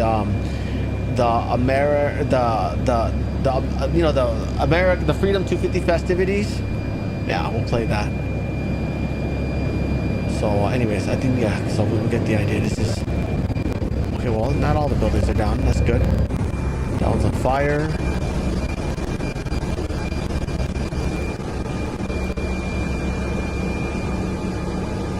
This area in particular looks okay. These houses look okay. Mostly that one's destroyed. Oh. Well, I've not heard anything about China offering help to these guys. They're probably mad. They're probably mad because they're like, oh crap, you know, you're not kicking the Americans out. No, they're not. They're doing business with us. So anyways, before we start the watch party, guys, remember I've got multiple channels. Go to the main page on any of my channels. You'll find all my channels here. There's Frank's Funny Shorts, Frank's Informative Shorts, and Frank's Show Clips. Thank you to those who've been hyping videos on this main channel, but if you could please hype the videos on that channel. Big channels don't get very many points, and you only get 3 hypes per week. Okay, so big channels don't get very many points. Small channels like that will get like 2,000 points. This channel here gets like 100. So it does like almost nothing here. So I hope you'll hype videos over there. Thank you very much. Cash App, buy me a coffee, subscribe to on Patreon, or ways you can support the channel. Or you can be like Betty and buy a membership. Jay Knight's got a membership. It's $3 a month, helps keep the channel alive. And you know, and you can also do that on Rumble, by the way. On Rumble, it's $5 a month, but you get access to our Rumble Premium Hangouts where we talk about food and pets. Hello Jillian, hello Alaska, hello Casey Super Trucker. They all got memberships over there. And hello to everyone over on Foxhole. There's a membership over there too. If you get one, you'll get a little label that says Frank's Hens. That's just something that Kathy picked for the community. 0 o'clock, thank you for your donation. 0 o'clock, thank you, buddy, for your generosity. Thank you, Just Jim, and thank you, Sean Joe, as well, for your generosity. Let me know when you want me to jump on your show, Jim, because I can't stream World Cup anymore, so I'm free now every day. Thank you very much, Judy the Lady Pug, for the donation. Thank you very much to you for the donation. And Sean Joe again. Thank you very much, Sean Joe. Anyway, let's get going with the watch party. Here we go. Let's go. Mr. Secretary, you... Ooh, it's aggressive. Jump right at it. Let's go. Come on. You said that the United States was committed to the security of the Gulf states, which was an issue with the war in Iran. Did you get reinsurances, and what kind of reinsurances do you give the Gulf states to say that the U.S. is a reliable partner? We'll take that. There you go. There's your answer. So we don't. Here's the. We have existing relationships with these countries that go back many, many decades. We have troop presence in these countries. We have assets in these countries. The security insurances lie in the fact that these. We didn't even have to talk about that because they know it's true. They know we've been there with them, and they've been there with us. We have people there. We have people on the ground, constantly working with them. We have air defenses embedded with them. We have aircraft in these countries. So I think that I didn't sense any doubts about our security assurances because they're real. They're not promises. They're actual. But sir, what about the conventional capabilities that Iran is going to be able to attain? Did you make any assurances about a cap on missile or drone capabilities? Well, look, we're going to be completely aligned with our partners in the Gulf. That's why we're meeting with all of them tomorrow. That's why I've taken these trips now, and it's the reason why I'm here. Let me do one live read real quick, okay? Won't be long. You probably notice Rumble's growing fast and is not slowing down. Okay. You probably notice Rumble's growing fast and is not slowing down. They're building a real alternative to big tech that puts creators first and actually protects free speech. And now there's Rumble Premium, an easy way to upgrade your experience. With Premium, you get ad-free viewing across the platform. No pre-rolls, no interruptions, just the content you actually came for. Plus, Premium members unlock exclusive content like bonus videos and behind-the-scenes drops and more from your favorite creators. For example, the Rumble Premium Hangouts where I talk about food and pets. Right now, Rumble's offering $10 off on annual subscriptions. Just go to rumble.com/premium and use promo code studio. That's rumble.com/premium, promo code studio at checkout. No ads, more freedom, and the content you actually care about. That's the deal. You can scan the QR code on the screen, or you can go to Rumble and click on the link underneath the video. All right, here we go. For thanking them for the incredible support they gave us throughout this process. We want them to know, and we want to reiterate and begin to talk to them and engage them on conversations about every decision that's made with regards to this negotiation. We're not going to do anything that undermines the security of our allies, our long-standing allies in the region. So I think that that's something that our partners believe when we say it, because we're doing it, and we're going to continue to do it, and we're doing it with them now. You're meeting with the GCC tomorrow. Do you have any concerns at all with the GCC planning to meet with Oman and discuss this new quote-unquote mechanism that the Iranians have? No, I think they'll be against it. I think the whole world will be against any mechanism that charges money to use an international waterway. It's that simple. The president's already said it. That's not going to happen. When we mean open the straits, we mean open the straits free in international waterways. So we'll express that tomorrow. I am certain that not only will every country in the Gulf region be supportive, probably with the exception of Iran, but all the GCC members will be supported, but the whole world will be supported. I know of no country on the planet that supports tolling or a fee for the use of the straits. That's not going to happen. The president has been abundantly clear. Mr. Secretary, what concerns, if any, did these Gulf allies share with you in private about the deal? You asked me what concerns our allies shared with me in private, and you want me to tell you I understand you're doing your job, but look, these are long-standing relationships with these countries. So we speak very frankly, very openly, very honestly. We get their input, and that's what we're here to do, to get their input. They're our partners. I'm not here to tell them. I'm here to hear as well. And so I thought they were very frank, honest, and important conversations. I think we're very strongly aligned. The U.S. waived oil sanctions against Iran on Monday. Are you concerned for 60 days? Are you concerned that Iran is going to use the extra income from that to fund proxy groups or recoup its military capacity? Look, obviously, anytime you enter into a negotiation, it's a process of give and take. This is a temporary measure. It's for 60 days. And as a result, we expect them to live up to the commitments they made in Switzerland. If they don't live up to those commitments, the president has a lot of options at his disposal, including, I'm not saying he's going to do it, I'm saying including reversing these sanctions. They've made very straight up commitments in Switzerland, and the president has been very clear they need to keep those commitments.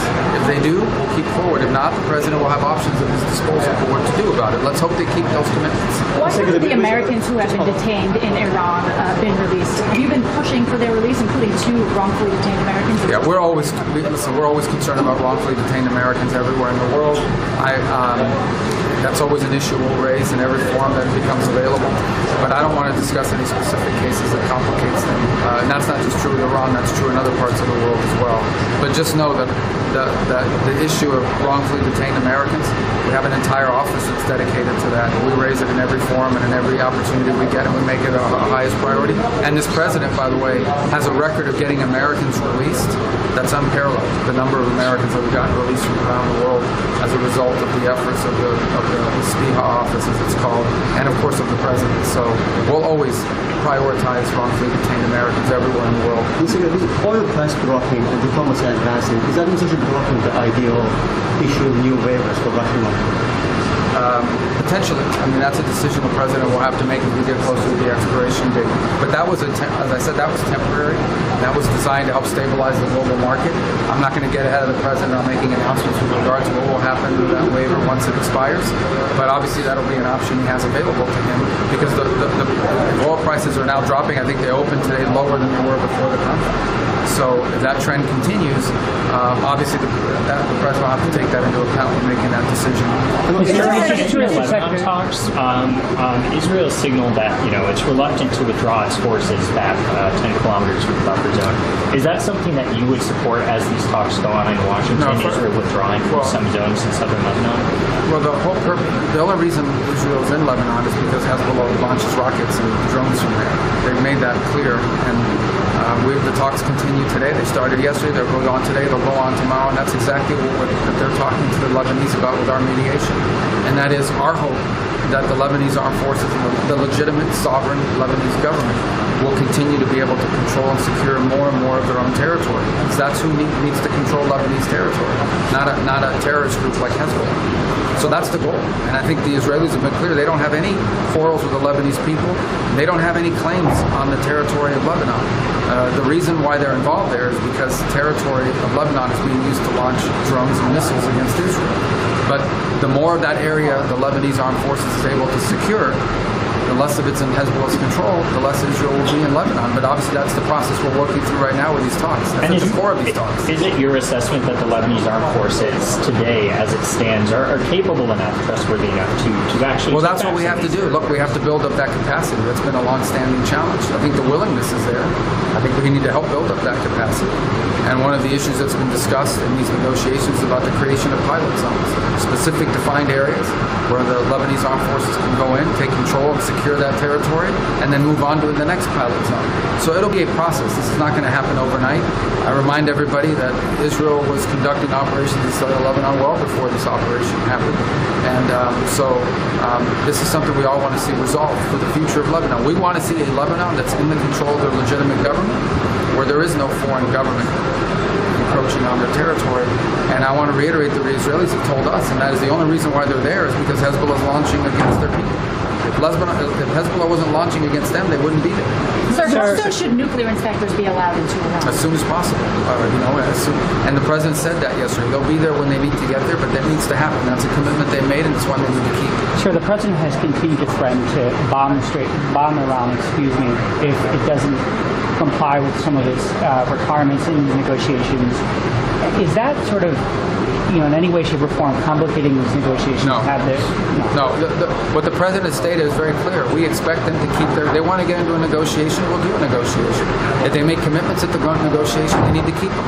If they don't keep them, the president has multiple options at his disposal. That includes sanctions and includes other things. So I think the president's been clear. If we're going to get a deal, it has to be a real deal and it has to be a good deal. If Iran wants to make a good and real deal, the United States is open to that. If they're not, then of course the president has options. We want this to work out. We hope it works out. But if it doesn't, the president knows what his options are, and I'm not, that's all I'll say about it right now. Sir, do you think Pakistan just announced the next phase of Iran talks for next week? I think the technical group will be back, I believe, on the 29th or the 30th. They've broken up into work groups of various subjects. I believe they're going back to Switzerland, if I'm not mistaken.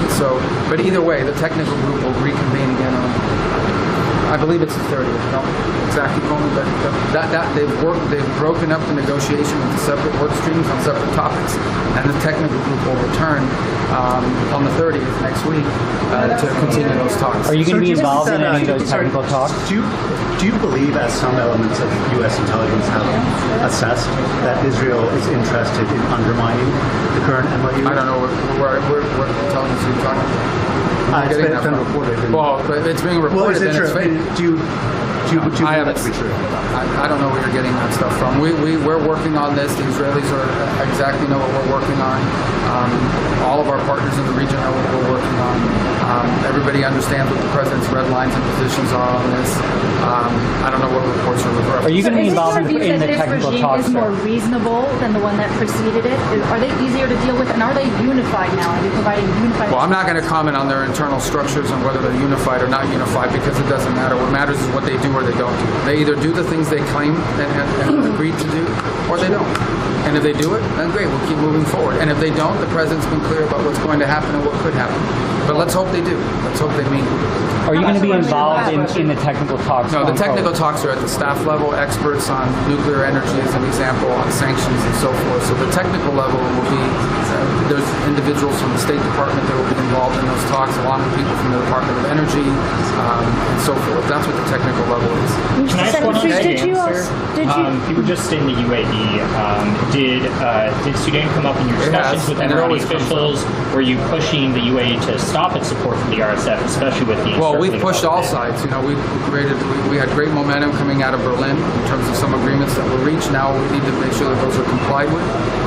We continue to engage. Mossad Boulos, our special envoy, is engaged on this on a daily basis.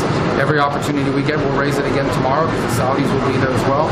So we raise it with all of the parties that are involved or have relationships with the parties on the ground. But we want to see a ceasefire combined with the opening of humanitarian areas so we can get humanitarian relief, and then ultimately we want it to lead to a permanent peace.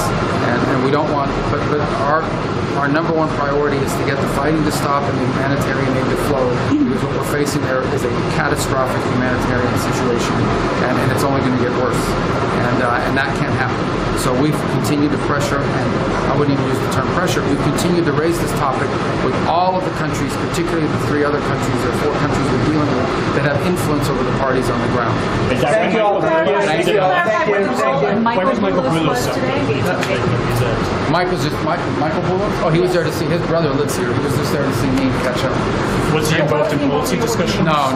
But there was a working lunch, right? So. There was, but the conversations around him had to do with, he was just here because his brother lives here, and I'm a good friend of Michael, so we had a chance to catch up. All right, thank you all. Thank you. The war is going very well. As you know, we're winning by a lot. Iran is making very big concessions. We'll see what happens, but it's been very, very, very powerful. It's going very, very well. Mr. President.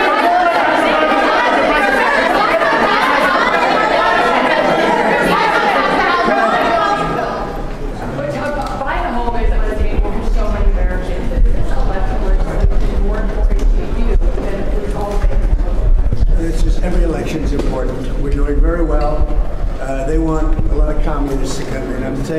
bit differently, but the people that they're pushing are communists, and this country is not going to have communists. Thank you.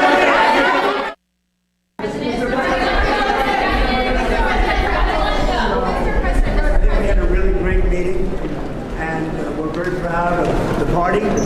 We like our leader. We like everybody really in the room. I don't like a few people, but that's okay. I think you know who they are. But I'll give you that information someday.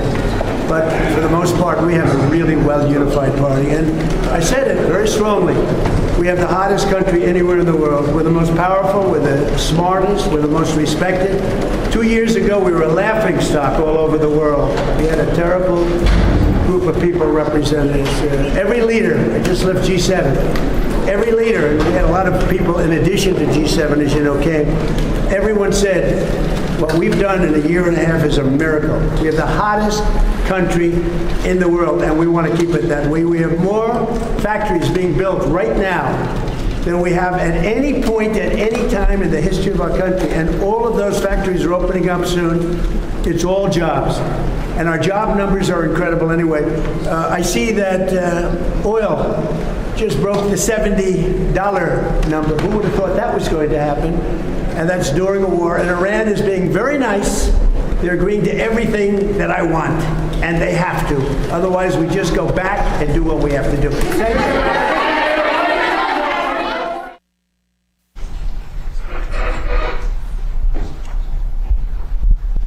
Well, thank you very much. It's a great honor to be with a friend of mine, a man who is respected all over the world, actually, but he's in charge of NATO. He's a Secretary General, Mark Rutte, and he's really done a great job. He was not too much involved when they weren't too nice to us at our recent little military skirmish, but he is a man that's respected by everybody.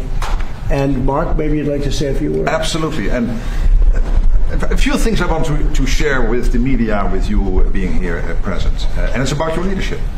First of all, about Iran. I really want to make clear how important it is what you are doing on Iran. This is, first of all, about the nuclear capability Iran was basically getting its hands on. And that would have been a threat to the region, it would have been a threat to the whole world. This is a country which is exporting chaos, it is exporting terrorism. And they were very near to getting their hands on the nuclear capability. You have seen last week with the G7, all the leaders in the G7 applauding the fact that this nuclear capability has been degraded. This is extremely important, and I just want to make this clear, because sometimes people think, why was this whole Iran thing going on? This is about security, about safety. This is the leader of the free world taking responsibility beyond the shores of the United States for the rest of the world, and this is what you did. I know there have been debates about whether your allies in Europe were with you enough. I just want to say one thing, which is sometimes, but let me say one thing, which is, I know you're thinking that, but let me, and I know about the, let's say, your irritation about that. But when you look at the numbers, 4,000 to 5,000 U.S. planes taking off from bases in Europe. In the 6 weeks this war took place, still the ceasefire took place mid-April. Bucharest, the airport in Romania, having to close. It had to close for commercial traffic because they had to make sure that you were able to send a tanker aircraft up in the air. So this is what I know. There have been isolated cases about which you are really disappointed, but generally speaking, your European allies have been there with you. I really want to make the point. 4,000 to 5,000 U.S. planes taking off from European air bases. So that's about Iran. Now I want to take you, if you stay here, I go over to these boards here, because I want to show you what this president was able to achieve. And I start with this chart. This chart is about the Trump trillion. The Trump trillion shows you the increase Europeans and Canadians are paying into defense since you took office in 2017. Right. Trump 45 plus Trump 47.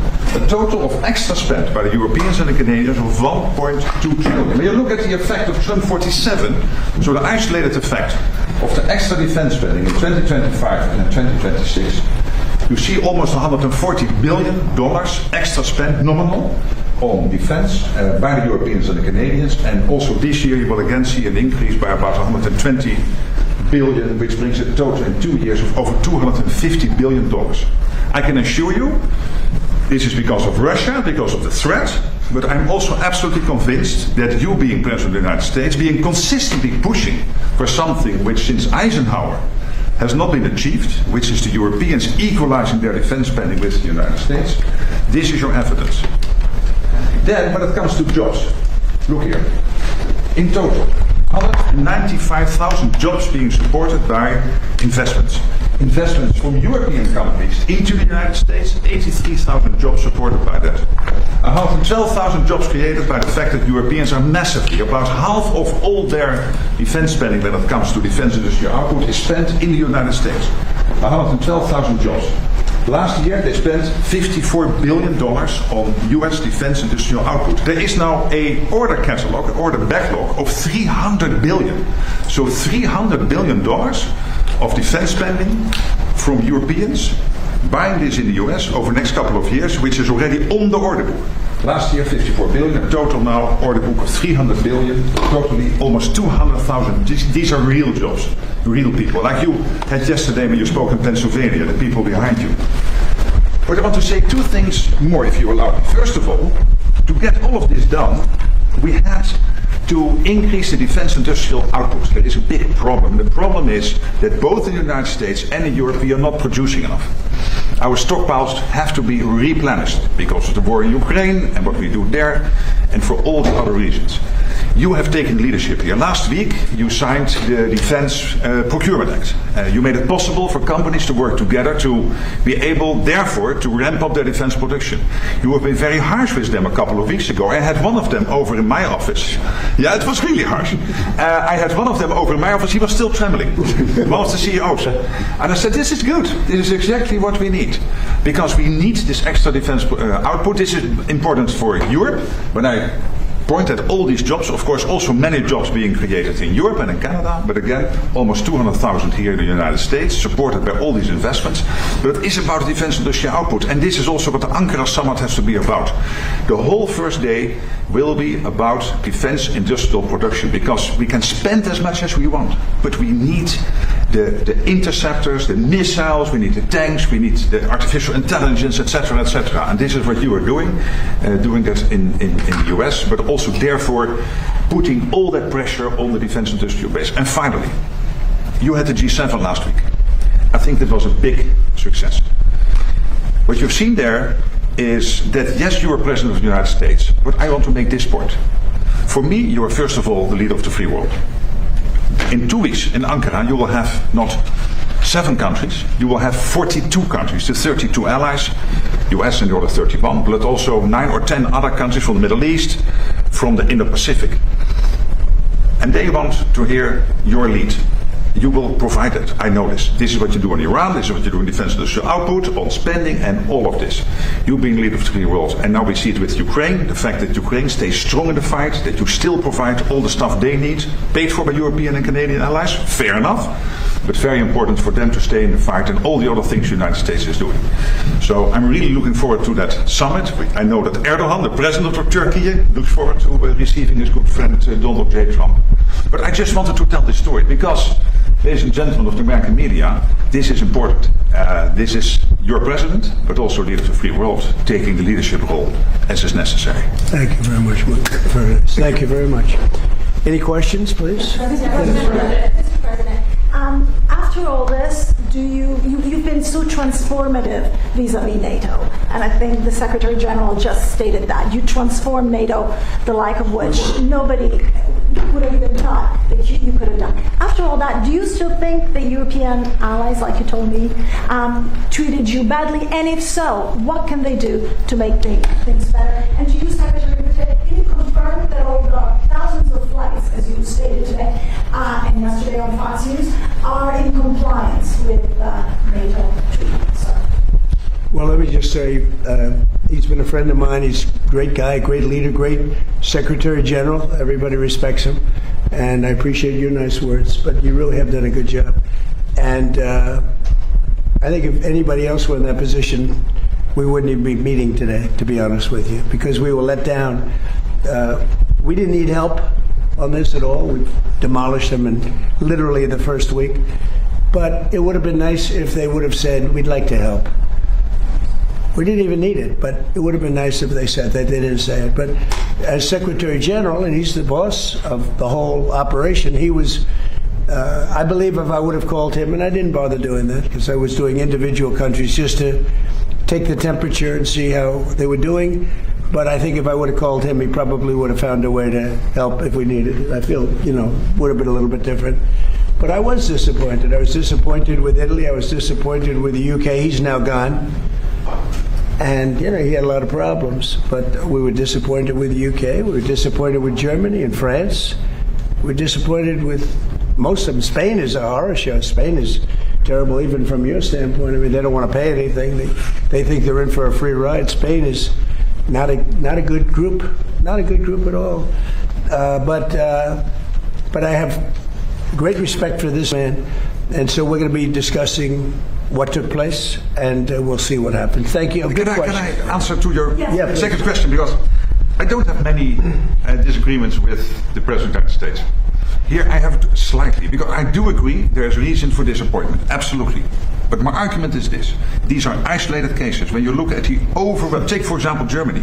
From day one, they delivered on their these are bilateral commitments, a bit of the techniques of this, but the technology, but these are bilateral commitments these countries are having with the United States. So this is not, strictly speaking, NATO, but bilateral commitments. They all did what they promised to do. And this led to between 4,000 and 5,000 US planes taking off from Europe. I would argue it would have been very difficult to do Iran without having Europe as a power projection platform for the United States. Delivered again, he's right. There is also reason for disappointment. It is a mixed bag. Well, the big question is, are they paying the 5%? They agreed 6 months ago when we were together to pay 5%. And for the most part, they're not paying. Well, when you look at the numbers, take for example Germany. So we agreed they get a couple of years to get there because you cannot spend it in 1 year because you have an absorption problem. But Germany, for example, Germany is doubling its defense spending between 2021 and 2029. They will spend over 150 billion by 2029, which is staggering, more than the French and the Brits combined even. Take the Dutch, and Poland and the Baltics already there. Countries like Denmark really stepping up. So and the Nordics. So it's a bit of a mixed bag, but most of them are doing it, and the alliance is so much stronger because of this man. Please, yellow dress. Thank you, Beth Turner from GB News. You mentioned that our Prime Minister has got one foot out the door. The new guy's coming in, Andy Burnham. What do you know about him, Mr. President? And what does he need to do to improve the relationship between our two countries? The new incoming Prime Minister, Andy Burnham. I don't know anything. I see that he was, I guess, the mayor of a town. I hear he's extremely liberal. Extremely. So that means he probably won't open up the North Sea. I gave Keir Starmer some pretty good advice. I said, open up the North Sea. Go to Aberdeen, which was the hottest city in the whole continent. It was the oil city. It was the oil of Europe. And they closed everything. It was terrible. I saw it before my eyes, and I couldn't believe it. The North Sea is loaded. I have had every oil company come to see me. Sir, could you give us access to the UK? We would do anything to drill in the North Sea. And they haven't even found what's there. The amazing thing is they buy their oil from Norway, which gets the oil from the North Sea. Think of it. And they pay a big premium. Norway's got now $2 trillion in the bank, and UK is dying. So they should open up the North Sea. That's an easy one. And a lot of good things are going to happen. It's among the greatest fields in the world. Peter? President Trump, great night for Democratic Socialist candidates last night. In the New York primaries, they swept and knocked out 2 incumbents. You're from New York. Why do you think it is that now the endorsement of Zohran Mamdani means more than the endorsement of Hakeem Jeffries? Well, they're going radical left. They're going really, you talk about the Democrat socialists, it's really communist. These people, I watched that woman last night. That's not a socialist. I know socialists. That woman is a communist. And what they don't say is that I was 16-0 last night. but mine were a little more boring, a little more mainstream. They were Republican conservatives, but we were 16-0. And if you look over the last 2.5 years, we're about 347 and just about 0. That's pretty good. But nobody writes that. But he picked 3. They won. They beat a guy named Dan Goldman, who's, a loser. He was one of my prosecutors, one of my many prosecutors that they used on me. Dan Goldman, not a good prosecutor, fortunately, but he's now looking for a job. I was very surprised to see, because he's a pretty liberal guy. When they go more liberal than Dan Goldman, they're really into Never Never Land. Does this tell you that the Democratic Party's 2028 nominee will likely be, or could likely be, a Democratic socialist? Well, it should make it easier for Republicans, because most of the nation is composed of sane people. They don't want to... if you look throughout history, go back thousands of years, you've always had socialism and communism by different names. It's never ever worked. It's not going to work this time either. Yeah, please, go ahead. Thank you very much, sir. As a Turk myself...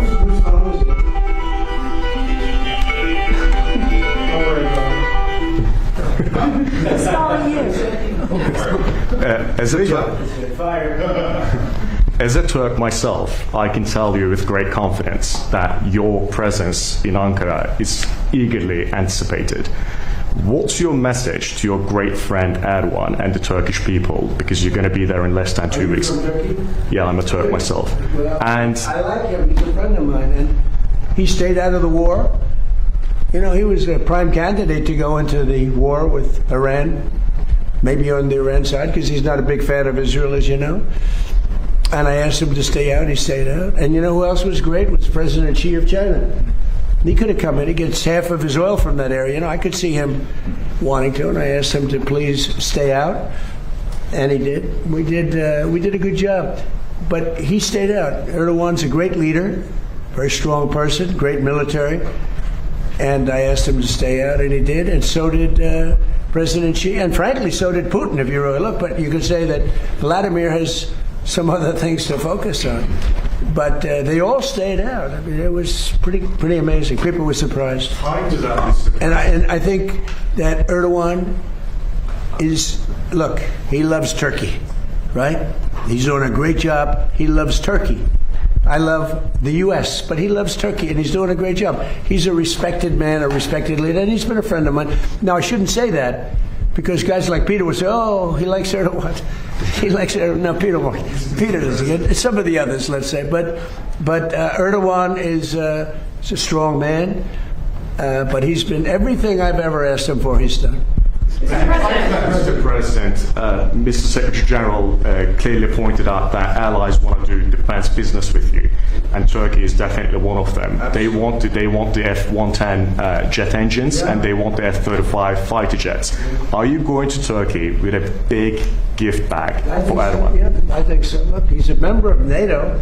Some people don't consider him so, but he really is. He's a strong member of NATO. Yeah, I'm going to probably do something that's going to make him very happy. And Turkey has Tell him hello, right? Tell him hello. He's a good man. And Turkey has a huge defense industrial base. 3,000 companies working all over the alliance, also here in the United States. So strong. People don't know how big Turkey is in terms of the military. It's a very strong. They have a lot of our equipment. A very strong military because of him. Yeah, please. Your expectations, sir, about this meeting in Ankara. What do you think? Well, except for the fact that it was being held in Turkey by President Erdogan, I don't think I would have gone to it. You would have come for me. But I might go for You're right. I mean, I wouldn't have gone for what we went through over the last 2 months with the various countries. But you're probably right. I would have gone for you, but I would have not gone for most people. But he called me up. He said, "Please, I have it in Turkey. You got to be there. The United States has to be there." And so I'm going out of respect to President Erdogan. Mr. President, what do you want the allies to do more than what they are doing right now? Do you just be loyal. I just want their loyalty. We don't need their money. We don't need anything. We have the most powerful military in the world by far. But I just want loyalty. You know, we're so loyal to them. We're always fighting for them. We have thousands of troops all over Europe. In Germany, we have 50,000 troops, and then you want give us a little nudge, give us a little kiss. We don't want much. And they say, no, we can't do it. We're paying hundreds of millions of dollars for the troops that we have in Germany, the troops that we have in UK, the troops that we have all over Europe. I will say Poland was very good. You know, I endorsed him, and he won. By the way, many people that I endorsed outside of the United States won. You know that, right? Do you know we had a big win yesterday with Colombia, a favorite place of Marco. Marco loves Colombia, but no, I endorsed a man who was, you know, the end, and he won. But the same thing in Poland. He was number 10. I endorsed him. I didn't like the man that was the president at all, and I endorsed him. He was a fighter, a big fighter, a good fighter, and I endorsed him. He came from 10th place and he won. And they say it was the biggest upset in Europe in 50 years for a major election. And you know what? He's going to be a great president of Poland. Mr. President, but we have many people, South America. But we just the other day, we endorsed somebody, that El Tigre. They call him El Tigre because he's tough. He's another fighter. I like fighters again. Mr. President, you like but he winners. won. Mr. President, you like winners. Do you think President Zelensky is winning right now? You famously. Well, he's doing pretty well. Look, no matter how you look at it, he's doing pretty well. He's holding his own, at least. A lot of people dying on both sides, but I think he's doing pretty well. You got to hand it to him. Can I ask you? Look, you have to say he's courageous. He's got great equipment, but he's got great men. He's got fighters. Can I ask you one other question? Yeah. Have you seen the report into the Minab school attacks? Could you tell us? I have not seen it, no. Why not? At some point, well, I have to wait for it to be complete. I don't know that they're ever going to solve that problem. I mean, you could ask Pete, but I don't know that they're going to say it was one of our missiles. Pete, I don't know that they're ever going to solve that problem in terms of whose fault was it, because there were missiles flying all over the place. So you won't accept and it's horrible what happened. But there were missiles flying all over the place. And somebody said it was our missile.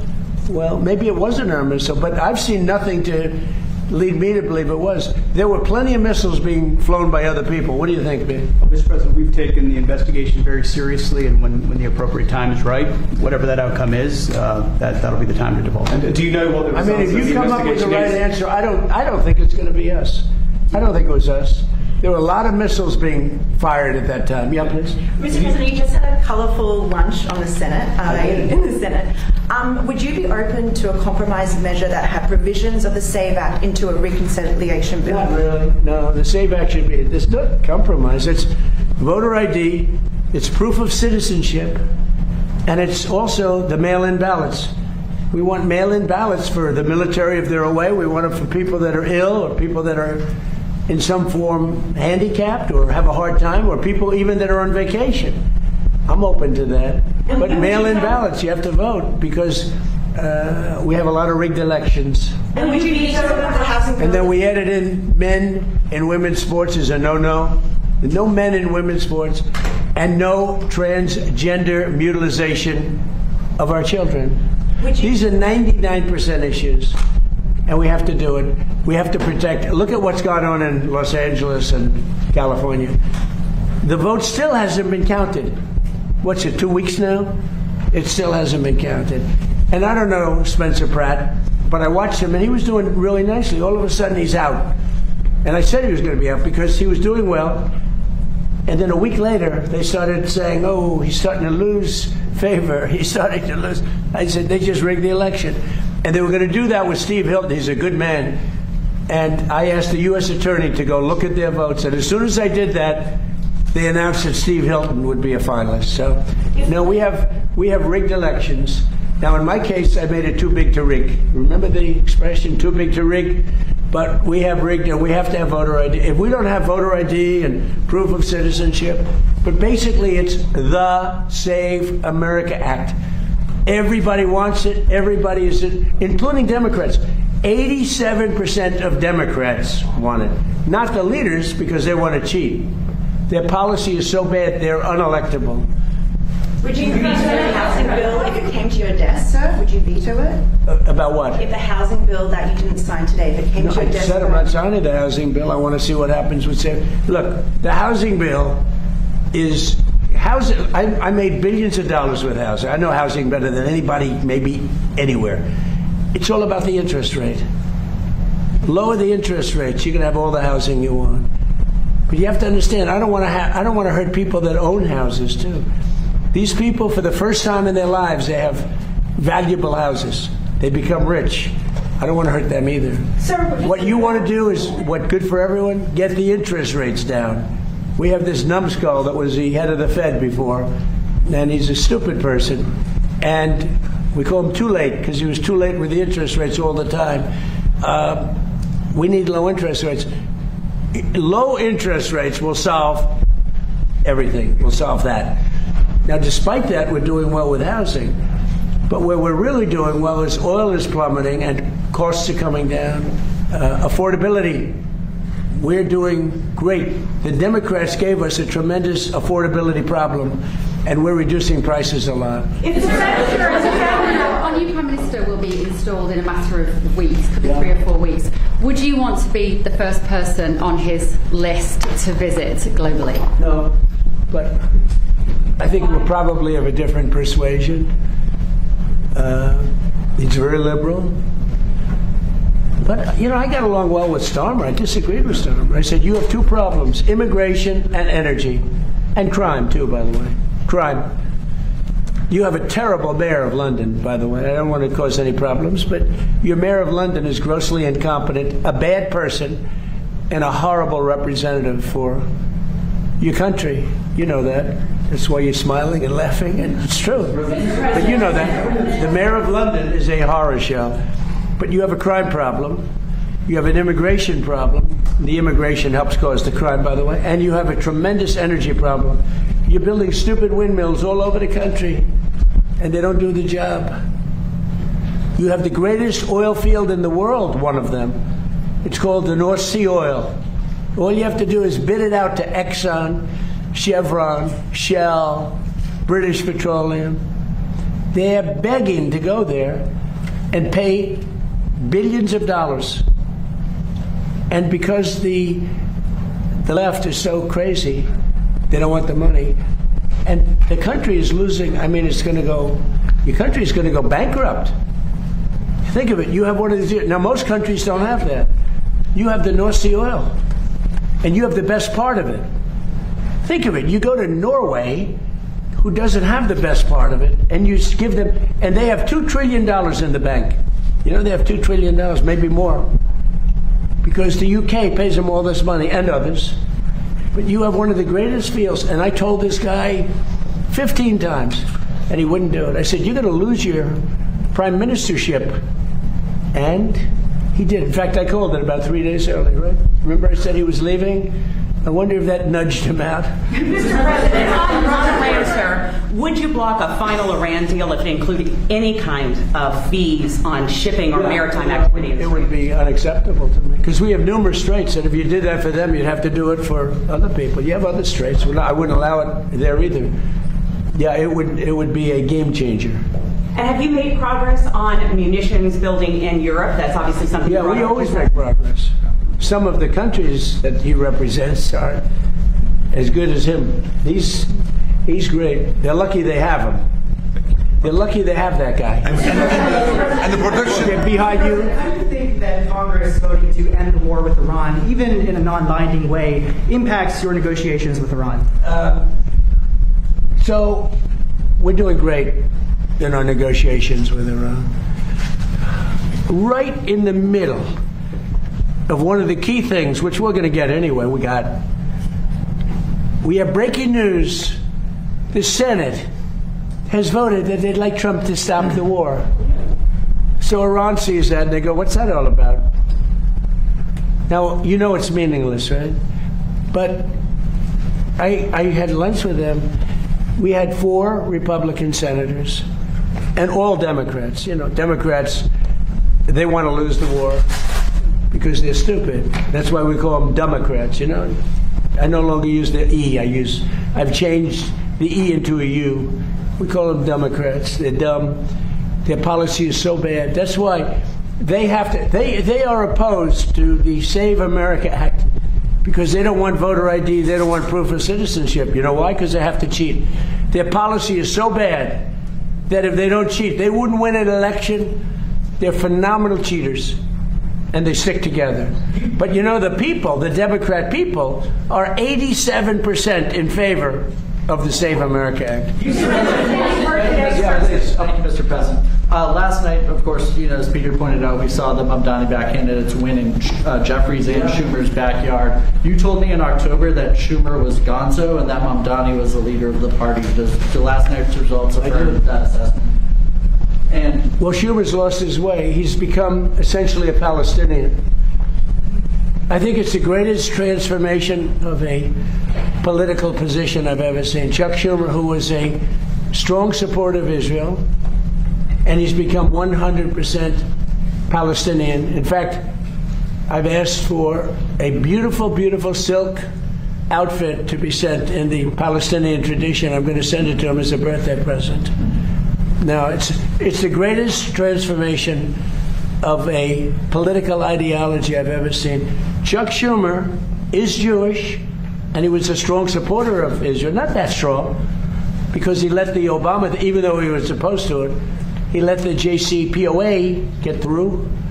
He could have fought that harder with Barack Hussein Obama. Have you heard of him? So, but Chuck Schumer's a Palestinian now. Sad. And do Democrats have a problem on their hands now that, Obama and Mamdani, they're two true leaders, neither of them can run for president in 28? Well, Mamdani was here, as you know, twice. And he's a very nice guy. He's a charming guy, good-looking guy. We talk, but you can't raise taxes on people where you force them to leave your state or your city, and they're leaving and they're going to Florida. Most of them are going down to Palm Beach and Miami. They're just leaving. And they pay 90% of your taxes. And I keep wondering, how are you going to do this? Every day you read about somebody that's leaving for Florida, mostly Florida, and other places, but they're leaving. You can't put estate taxes on that are so high that when a loving father or mother dies and they leave it to their beautiful child, the child is supposed to pay 50% tax. That's on top of federal tax, right? So basically you're leaving them nothing. What you're doing is you can be liberal, you can be anything. It's common sense. You're forcing people to leave, and these are the people that pay the taxes. They pay 90% of the taxes, and they're leaving New York, and they're leaving California too. Yeah, please. Yeah, thank you very much, Mr. President. You said yes to the jet engines, but you're a very direct, very straightforward, no-nonsense man, as you've known in Turkey as well. What needs to happen for the F-35 deal to be finalized? What do you need to see? Why don't you answer that question, JT? I want to give you an easy one. Okay, That's thank you, easy. sir. He's done a great job over there. Well, I know that Pete and the entire team are reviewing this right now because there are certain things that we have to certify that have happened in order to comply with American law. The president has asked us to do that. We're running the traps and confirming that's happened. This is really a congressional thing and ensuring that Turkey has complied with American law so they can get the F-35s. And of course, we'll announce that when we have that review complete. Yeah, we're going to work. Look, hey, he's a man he's a little controversial, but I am too. But I know him. I think he's a very good person. He's helped us a lot. Anytime I've helped, like as an example, I said, I'd love you to stay out of the war with Iran. That's a natural for him, right? He stayed out. I like him. A lot of times when they have a problem with Erdogan, they call me and they say, would you talk to him? They'll call me. They'll say, could you do me a favor and talk to him? You have a question in the back? No, yeah, in the back. I love your questions, but you ask it out. Thank you, Mr. President. Thank you, Mr. President. Earlier today, you instructed your Department of Justice to do an investigation for oil companies that you said gas prices were not coming down quick enough, and you are concerned that there is price gouging going on, taking advantage of the crisis. Sir, can you elaborate on that? So it's ExxonMobil, it's Chevron, it's Shell, it's BP, it's a lot of them. the gasoline or the oil prices have come down so much, and we are not seeing anything at the pump by comparison to what it should be. We should be, in my opinion, at $2.25 right now at the pump, and we're higher than that. And we are doing a big investigation on it. Yeah, they're not reducing the prices commensurate with what's happening. Look, we are sending out. Think of it: 19 million barrels came out yesterday. That is a flood. That's like a gusher. That's an oil gusher, and they should be much lower. The gasoline prices, which really is what people see more than anything else, but for their car. But the gasoline prices should be much lower at the pump, and the oil companies are possibly gouging. I hope they're not, otherwise they're going to be in big trouble. They're going to be in big trouble. We're not going to play games. Mr. President, have you spoken to them, sir? Have you spoken to the oil executive today about this? I told them, don't gouge up people. Mr. President, there's a report that you're going to present the World Cup at the front, like the final. I am. Well, I've been asked to by soccer, by football, by Johnny. Johnny's done a great job. By the way, how hot is this? And the Dutch are doing very well. How hot is it? You're doing well. We're doing very well. No. Maybe we'll play you in the finals. No, but how hot? And I'll have to beat it. How hot has it been? No.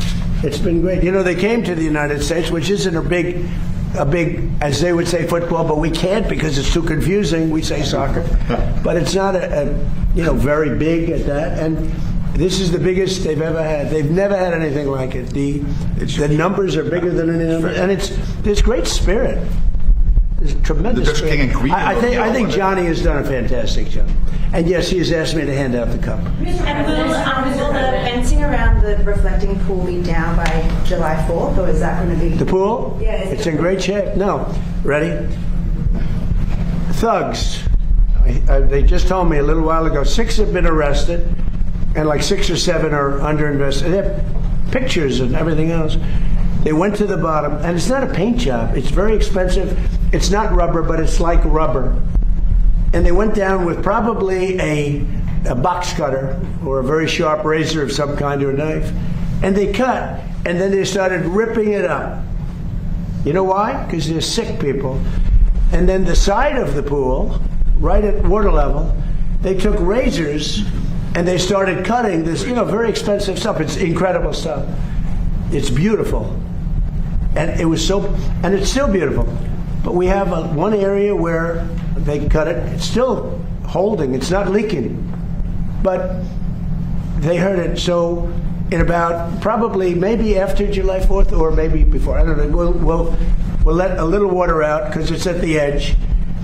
They'll cut it, they'll replace it, and it'll be as good as new. But these people should go to jail for a long time. There's a statute that I signed when I had my first term, that if you do anything to hurt statues or monuments, fountains in Washington, D.C., or federal fountain, it's actually federal all over the country, but you go to jail for 10 years and there's no shortcuts. In other words, it's not 5 years for good behavior. It's a very tough statute, and so tough that it really hasn't been used very much over the years. But I used it when they had a problem in Washington where they were trying to hurt, the sickos were trying to hurt things, and I announced it. As soon as I announced it, read it, announced it, and I said 10 years for anybody, everybody dropped what they had, including ropes. They had ropes. They were tying ropes around Thomas Jefferson's head, Andrew Jackson right up there. They had a rope around his head on that incredible statue outside. As soon as I invoked it, everybody left. That's still in play. They could go to jail for 10 years. They better be careful. They have a gash on that beautiful pool. It's a reflecting one. This is a very expensive material. Then on top of it, we did a much bigger job than we said we were going to do because we did all the outer areas and everything else. We did a beautiful job. It's like a piece of glass. And for some reason, this disturbed the radical left lunatics. One of the guys, he's a member or a big payer to Act Blue. He's a big Hillary supporter. He's a big supporter of Sleepy Joe Biden. This is a very political thing. But as I understand it, 6 are under arrest. This was pure vandalism. It's an amazing thing that we did. Don't forget, it hasn't worked properly since it was built because it always leaked in 1922. So it was built in 1922. So that's 100 years more ago. It's never worked properly. I always say it had great potential. And I said in my first term, I'm going to do something. So Biden and Obama, between the two of them, spent over $100 million. It was a disaster. Obama, because of the environment, took the water from the Potomac, and it was horrible. It was bad. I don't want to have to tell you what happened, but it was really bad. You can read about it. Biden, he didn't have any idea what the hell they were doing because he didn't know what anything was happening. But they spent over $100 million. We spent 14 or 15 and a lot less than that because a lot of these people work for the Parks Department anyway, so they're going to work. So I would say a lot less. And we put a great surface on. This is a world-class surface, and it looked beautiful. But they came in and they cut it, and then they grabbed it and they pulled it up. That's why it's all ripped. And who would even think of that? They're sick people. So I think they're in big trouble. But here's the bottom line. We temporarily patched it. Even though we stopped the leak, it's so good that it with all that damage they did, it's not leaking, and it looks really beautiful. I just had pictures taken. It's reflective. It's beautiful, like it did a week ago. And then we're going to let a little water out because you have to let the water out to fix it.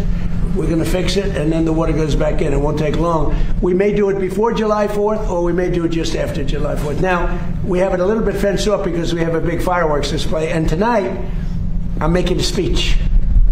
And people like my speeches, but I guess we're going to have a lot of people over there. But tonight we're going to have a lot of good entertainment. One of the greatest opera singers in the world. We think he's great. Lee Greenwood's going to be singing our favorite song. And we have a lot of great things, but I think I speak at about 7 o'clock tonight. So that's over at the mall. No, but the water looks great. But we will do the final fix-up. But just remember this. They took razor blades 350 feet. Coming from where he comes, they don't do that. They took, maybe a little bit. They took razor blades and knives, and they cut patches like that. 350 feet long. A lot of them are like a foot. They cut the lining. And there's pictures of the guy bending over. I don't know if anybody saw that, but there are pictures of the guy. And you say, who would do that? Maybe it's Trump derangement syndrome. We fixed over 50 fountains and monuments in the city. The city is the safest it's ever been, ever. We have virtually no crime. We're crime-free. When we came here at the beginning, it was a horrible, crime-ridden city. And we have no crime, virtually no crime now. Everything's fixed. We have new grass. We took miles. We took so much. Nobody's ever seen anything like it. Everything had graffiti on it. It's all gone. The tents all over the lawns, which were terrible, are all gone. The fences are all gone because nobody goes on the lawns anymore. But we fixed those. Grass has a life just like people have a life. And we fixed the lawn, and it will be fixed. Now, one of the other things they did a job, around the reflecting pool, we have a huge field of grass. They poured acid on the grass. The same people, I guess. They poured acid. So that's in the process. It killed, acid kills grass quickly. So that's being fixed. But the reflecting pool is great, and it's going to look beautiful. It's so sad to see what they did. And then the fake news tries to say, oh, well, it didn't work. Of course it worked. Everything I do works. What I do works. What I do best is build. And we fixed, I think it's 52 fountains. All over the city they're talking about it. But the biggest thing is we have one of the safest cities. If you would have come here 2 years ago, you had a good chance of being mugged, although you're a very big guy. They would have mugged him up. They would have beat the hell out of him. He would have said, I'm never going back. Now you can walk with your beautiful wife. You can walk with your friends down to a restaurant. We were losing all our restaurants. Nobody wanted to go out. Even if you got into the restaurant, they'd rob you when you were in. Now you can't get into a restaurant, but the restaurateurs are opening restaurants all over the city. I'm so proud of it. Also, Memphis, take a look at Memphis. Take a look at in Louisiana. take a look at what's happened. What we've done in Louisiana with New Orleans is incredible. The Governor Landry, called me. They just had Mardi Gras. He said it's the safest Mardi Gras we've had in 75 years. It's great. We've done a good job. And you know what?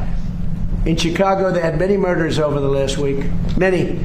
I could make Chicago with this group of strong people. They're strong people. That's okay.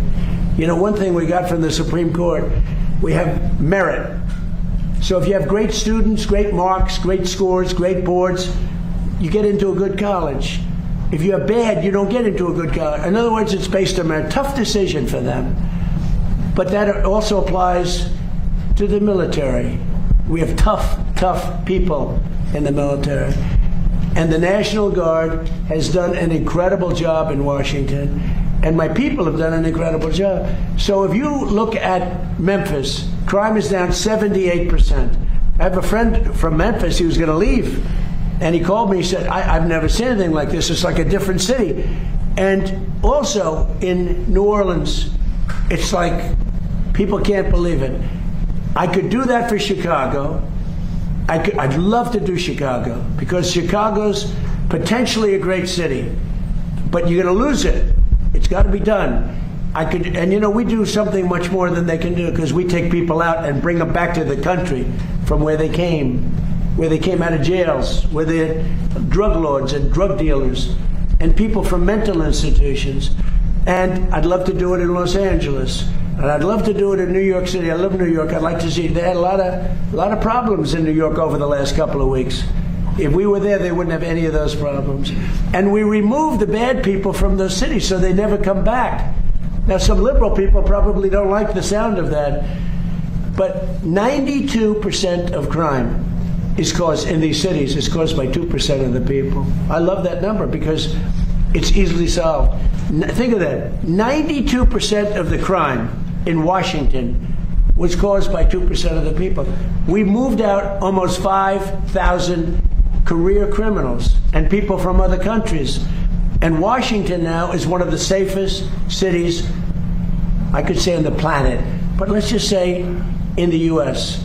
And it's beautiful now. The reflecting pool, but we have 52.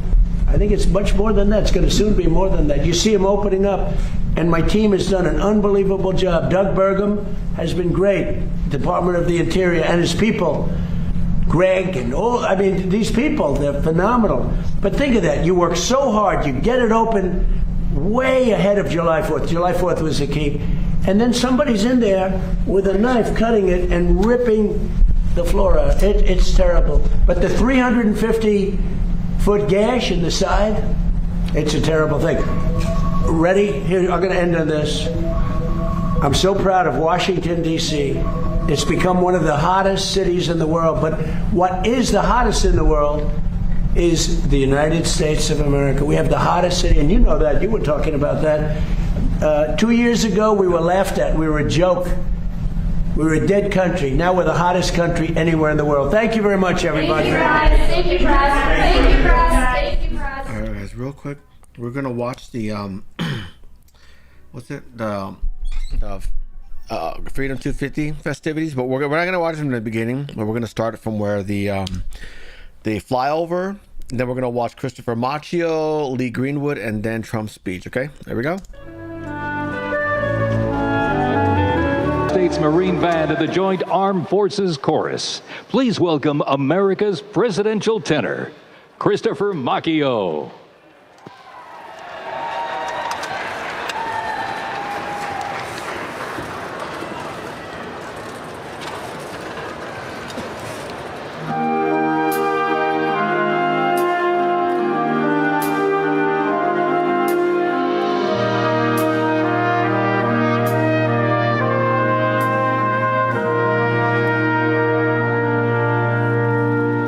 Oh, America.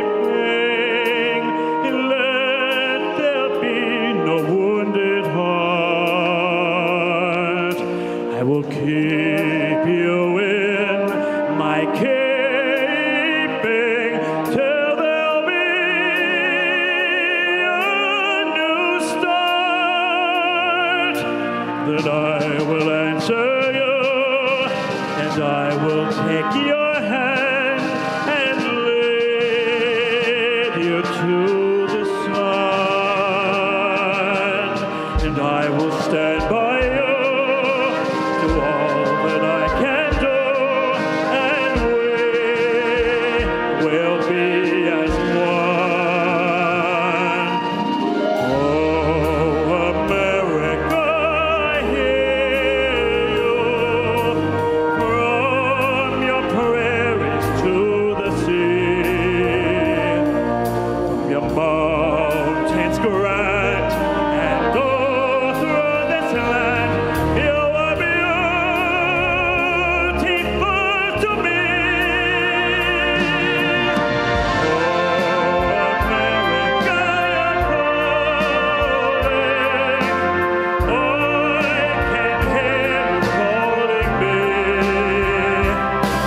You are calling me to be true to thee, true to thee,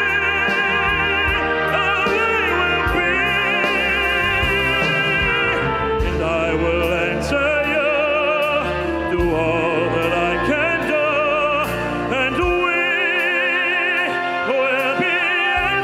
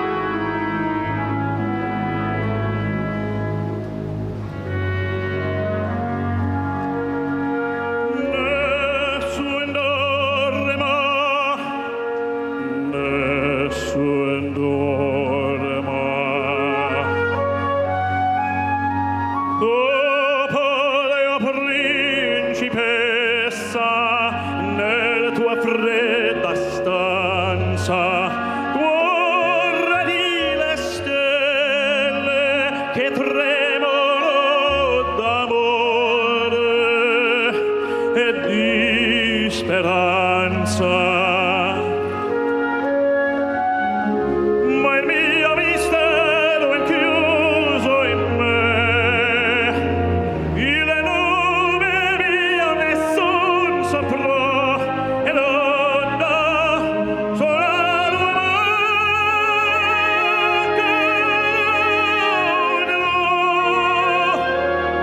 quando la luce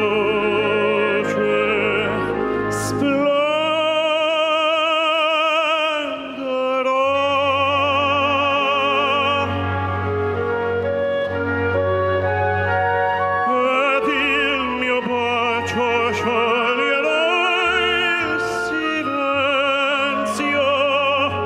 che ti fa mia.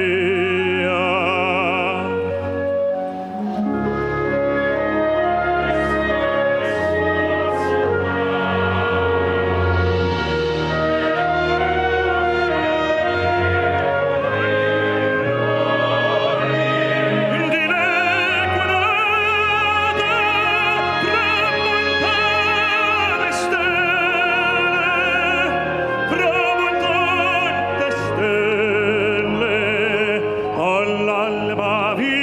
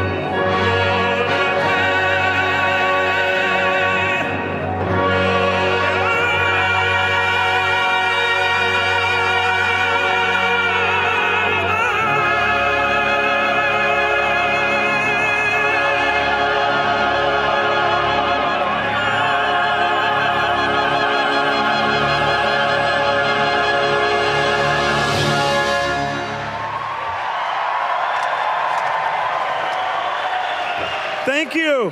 God bless America.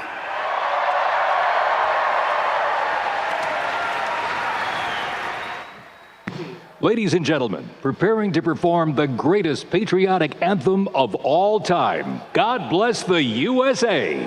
Please welcome American icon and Grammy Award-winning singer-songwriter, Lee Greenwood.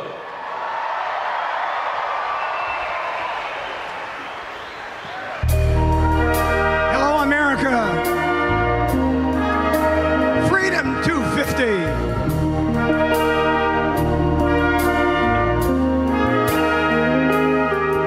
If tomorrow all the things were gone, I'd worked for all my life, and I had to start again with just my children and my wife. I thank my lucky stars to be living here today, 'cause our flag still stands for freedom, and they can't take that away.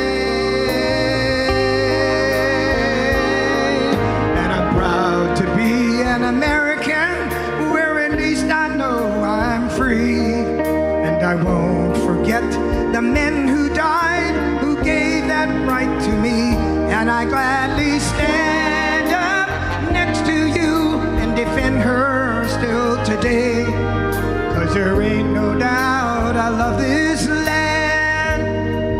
God bless the USA.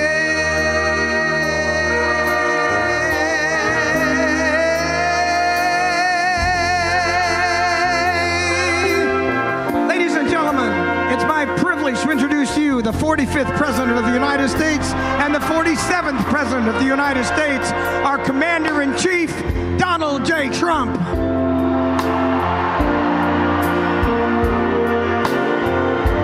Across the plains of Texas, from sea to shining sea, from Detroit down to Houston, and New York to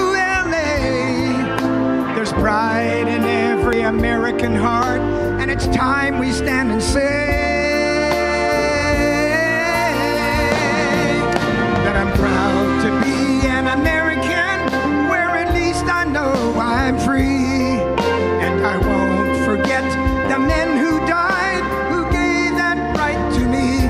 And I gladly stand up next to you and defend her still today.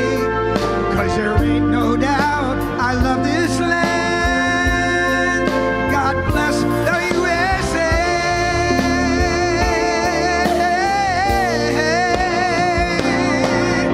And I'm proud to be an American, where at least I know I'm free. The men who died, who gave that right to me, and I gladly stand up next to you and defend her still today. 'Cause there ain't no doubt I love this land. God bless the USA.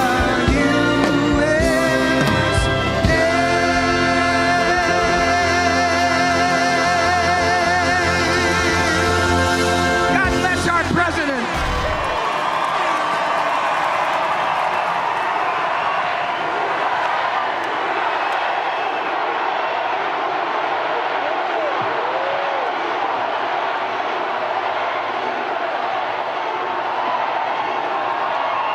Well, thank you, Lee, and hello, Washington, and a very big hello to America. Thank you.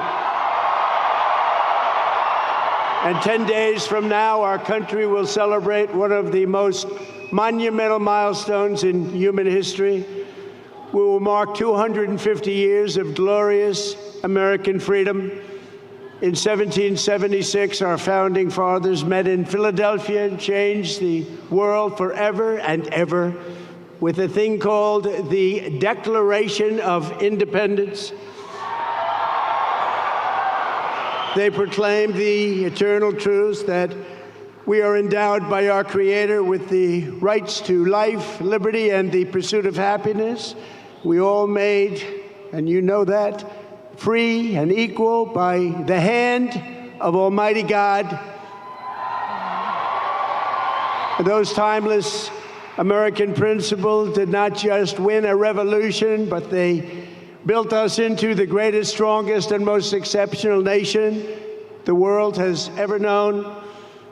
There has never been anything like the United States of America, and together we are making it bigger and better and stronger and far more exceptional than ever before.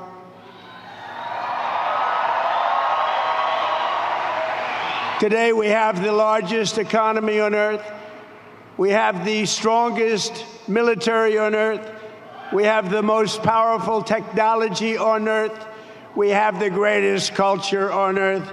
And above all, we have the greatest people on earth. Greatest.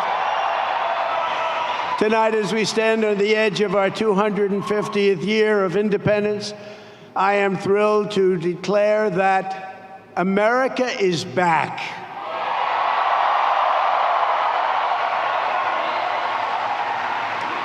As you know very well, a short time ago, we were a dead country. We were dead.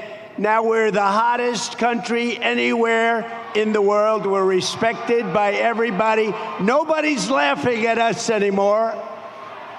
2 years ago, they were laughing. Now we're the most respected anywhere. Think of it, anywhere in the world. Where were we 2 years ago? We weren't respected. We were a joke. We're not a joke anymore. Most powerful country in the world. But just like those patriots of 1776, over the past 17 months, we have taken power back from the far-off political class. They're trying to gain it back, but it's not going to happen. We have reclaimed our sovereignty, regained our liberty, restored our prosperity, and we have saved our country. In all things, we're once again putting a thing called America first. And last week, we signed a historic agreement to end the conflict with Iran, fully open the Strait of Hormuz, and accomplish what no president has ever been able to accomplish before. Iran will never have a nuclear weapon. That's done. And thanks to the power and skill of the United States Armed Forces, today Iran has no Navy, no Air Force, no anti-aircraft capacity, no missile launches, no manufacturing, and their leadership has been obliterated. And for the first time in 3,000 years, we are finally going to have peace in the Middle East. We're going to have peace in the Middle East. Since the agreement, the stock market and your 401ks are skyrocketing upward, and oil prices are plummeting downward. Today, it hit a new low, and the world is a much safer place. We had to make that little journey to Iran to do what we did. Very soon, you'll be at $2.50 a gallon for gasoline. And even lower than that, just like it was before we took the nuclear weapon away from Iran, and it will be away from Iran for a very long time. Forever, really. In my first term, I rebuilt our military and created the greatest economy in the history of the world. We had the greatest economy in history. And now we are going to blow that away. We're doing better, much better than even the first term. America's 250th year is set for an economic boom, the lights of which no nation has ever seen before. No nation has ever been in the place that we are right now. In 4 long years of the last administration, which was a total disaster, they got less than $1 trillion of new investment in our country. That's less than $1 trillion in 4 years. In my first 11 months, we secured commitments for $19.1 trillion of new investment from all over the globe, and they're building factories and plants, and they're building everything all over our country. The stock market has set 73 all-time record highs since the election, and more Americans are working today than at any time in the history of our country. Thank you. On the 4th of July, 1 year ago, I signed the largest tax cuts in American history. the largest spending cuts in American history, and the largest regulation cuts in American history by far. In the American Revolution, they had a saying, no tax on tea. But with the great big beautiful bill, we did even better. We gave you no tax on tips, no tax on overtime, and no tax on Social Security for our great seniors. And we also made interest on auto loans. You go out and buy an automobile, the interest on the loan is fully tax deductible, never happened before, but only if the car happens to be made in America. And we're setting records in automobile construction. Our country is strong again, our country is wealthy again, and our country is safe again. In January 2025, we inherited the worst, most dangerous, most wide open and insecure border in history. And we have quickly turned it into the strongest, most secure border in the history of our country. For the past 13 months, 0 illegal aliens have been admitted into the United States. 0.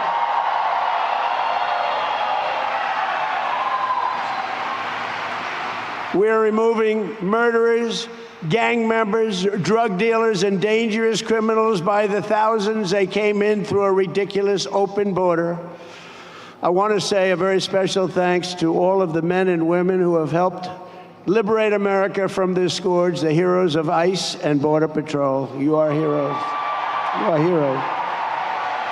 With the help of our law enforcement heroes, in 2025, we achieved the largest drop in the murder rate ever recorded, to the lowest level in 125 years. That's the year 1900. We cut the flow of fentanyl across our border by 66%. Drugs coming in by ocean or by sea are down 97%. And Washington, D.C. is now one of the safest, most beautiful cities anywhere in the United States of America.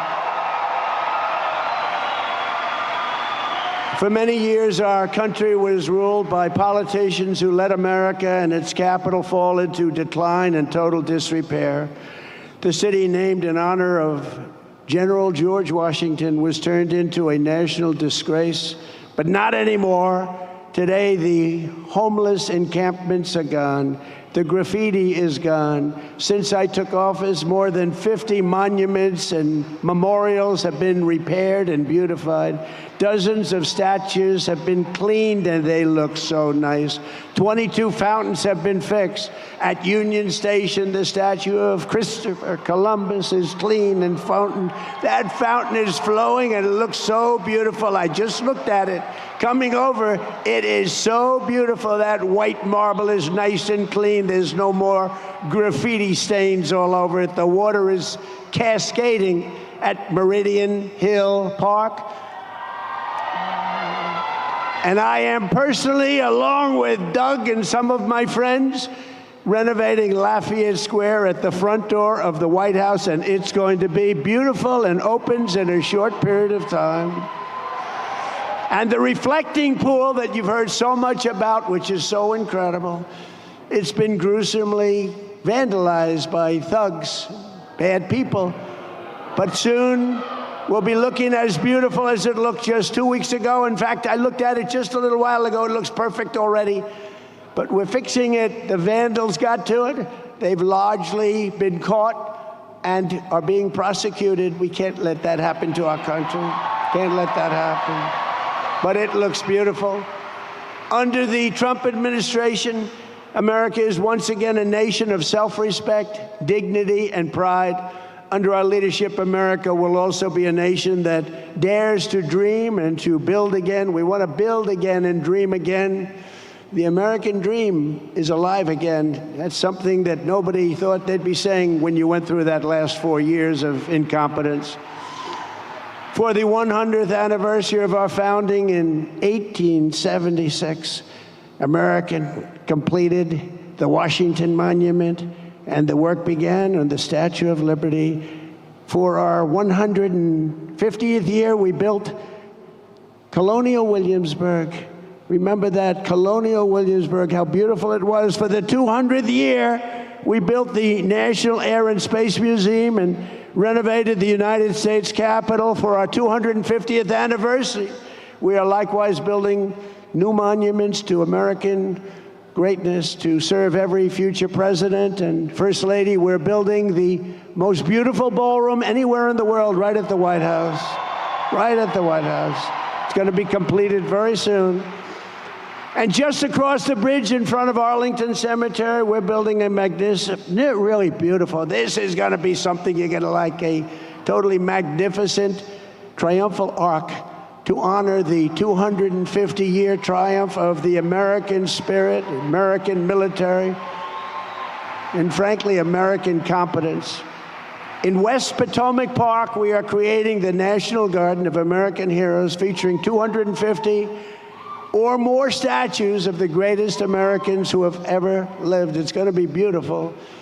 And next week at Freedom Plaza, we will unveil the Spirit of 76 exhibition honoring the heroes and martyrs of the American Revolution. And remember, 1776, what a time that was, where we've come from there. What a date it is.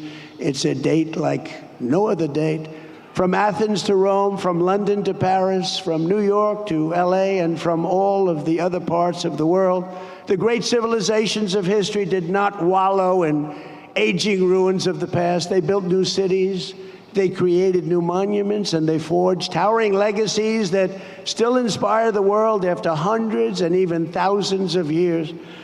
As America turns 250 years old, young by comparison to some, but superior to any nation that's ever been built, no matter how many years it took. We are the inheritors of these incredible traditions. We are the ones who are carrying forward the light of Western civilization, because this is the very beginning of the golden age of America. We're in the golden age. There's never been an age like this. There's never been an age like this. This anniversary is a time to be proud of our past, but it is also a time to lift our sights, expand our ambitions, and raise our expectations of what America can be. We will leave our children nothing less than the richest inheritance, most advanced civilization, and highest standard of living in human history. There's never been anything like it. But with all of that being said, the best is yet to come. Best is yet to come. I'm very pleased to be joined tonight by our great Speaker of the House, Mike Johnson. Mike, thank you. Stand up, Mike. He's been great. Attorney General Todd Blanche. Todd, thank you. Secretary of the Interior, who works with me so hard on the monuments and the fountains. He loves it like I do. Doug Burgum. Doug, thank you very much. Secretary of Agriculture, and those prices are tumbling down. They're tumbling down. We inherited a mess. Brooke Rollins. Thank you, Brooke. Secretary of Labor, Keith Sonderling. Secretary of Transportation, you heard him, and he's great. Sean Duffy. Sean, thank you. Our wonderful Secretary of Education, Linda McMahon. Secretary of Homeland Security, Mark Wayne Mullen from Oklahoma. Acting Director of National Intelligence, Bill Pulte.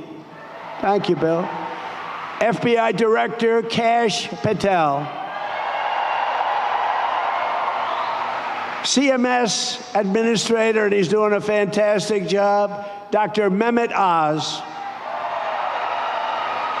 Ambassador Monica Crowley. Thank you, Monica. And countless members, so many members of Congress, I will not go over the names, and senators, we appreciate that you're here. This is a very special night. Thank you all very much, the Senate and the House.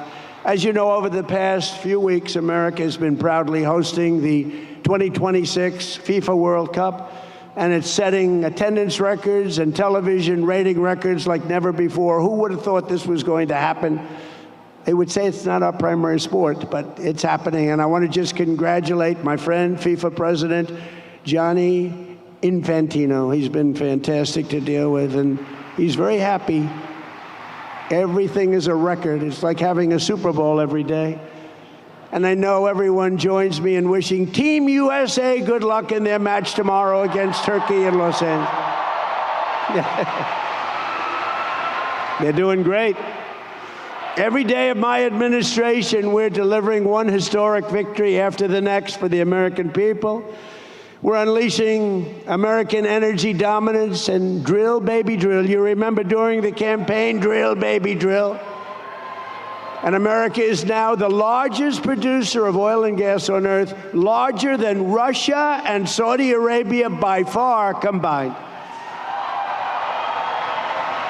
And under my most favored nation agreement on drug prices, we are delivering the largest reduction in drug price history with price differences of 400, 500, and even 600%. Who would think that if you took down 0.5%, somebody said you were a genius, 400, 500, 600, 700, 800%. Nobody's seen anything like it. We had the highest drug prices in the world, and now we're going to be having the lowest drug prices in the world. And you think that was easy. It wasn't.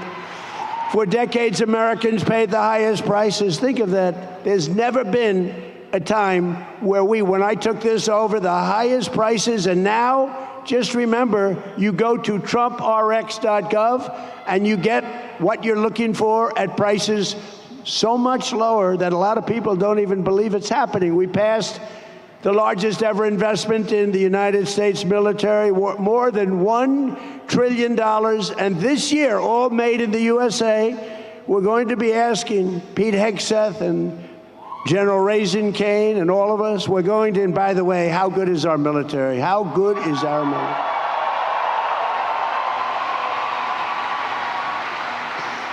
One week, Iran was essentially finished. In 1 hour, Venezuela was finished. And I guess we have other things in store, but we don't want to get carried away. Recruitment for every branch of our armed forces, so importantly, is setting records. 18 months ago, we had shortages, and now we have waiting lists. We couldn't get people to join the military. None of them, none of the branches. They were all dying to get people. They couldn't. Then the thing happened on November 5th. It's called a great election victory. And from that moment on, now you can't even get into the military. We have waiting lists to get into the military and to become policemen and to become firemen. It's really fantastic what's happened. The spirit in this country is like from a different planet from what it was a year and a half ago. In a flawless and breathtaking operation earlier this year, America's armed forces captured the outlaw dictator of Venezuela, Nicolas Maduro, and brought him back to face American justice. One of the great military raids in history, if you remember. And here at home, we abolished DEI across the entire federal government. We don't want DEI. And we got critical race theory out of our schools. And I signed the largest expansion of school choice in history. And we have begun the process of abolishing the Federal Department of Education. Thank you, Linda. Because we're sending education back to the states where it belongs. We banned the transgender mutilation of children. And we made it the official policy of the United States government that there are only two genders, male and female. We got men out of women's sports. We renamed the Gulf of Mexico after 350 years. They are 100 years older than we are. We named the Gulf of Mexico the Gulf of America, and restored the name of a great president, William McKinley, to Mount McKinley, where it belonged.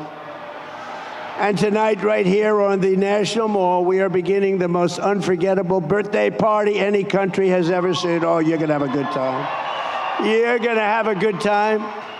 This evening, it's my honor to officially kick off the celebration with the Great American State Fair. It's going to be great. It's going to be unbelievable. So from today through July 10th, this event will showcase all 56 states and territories.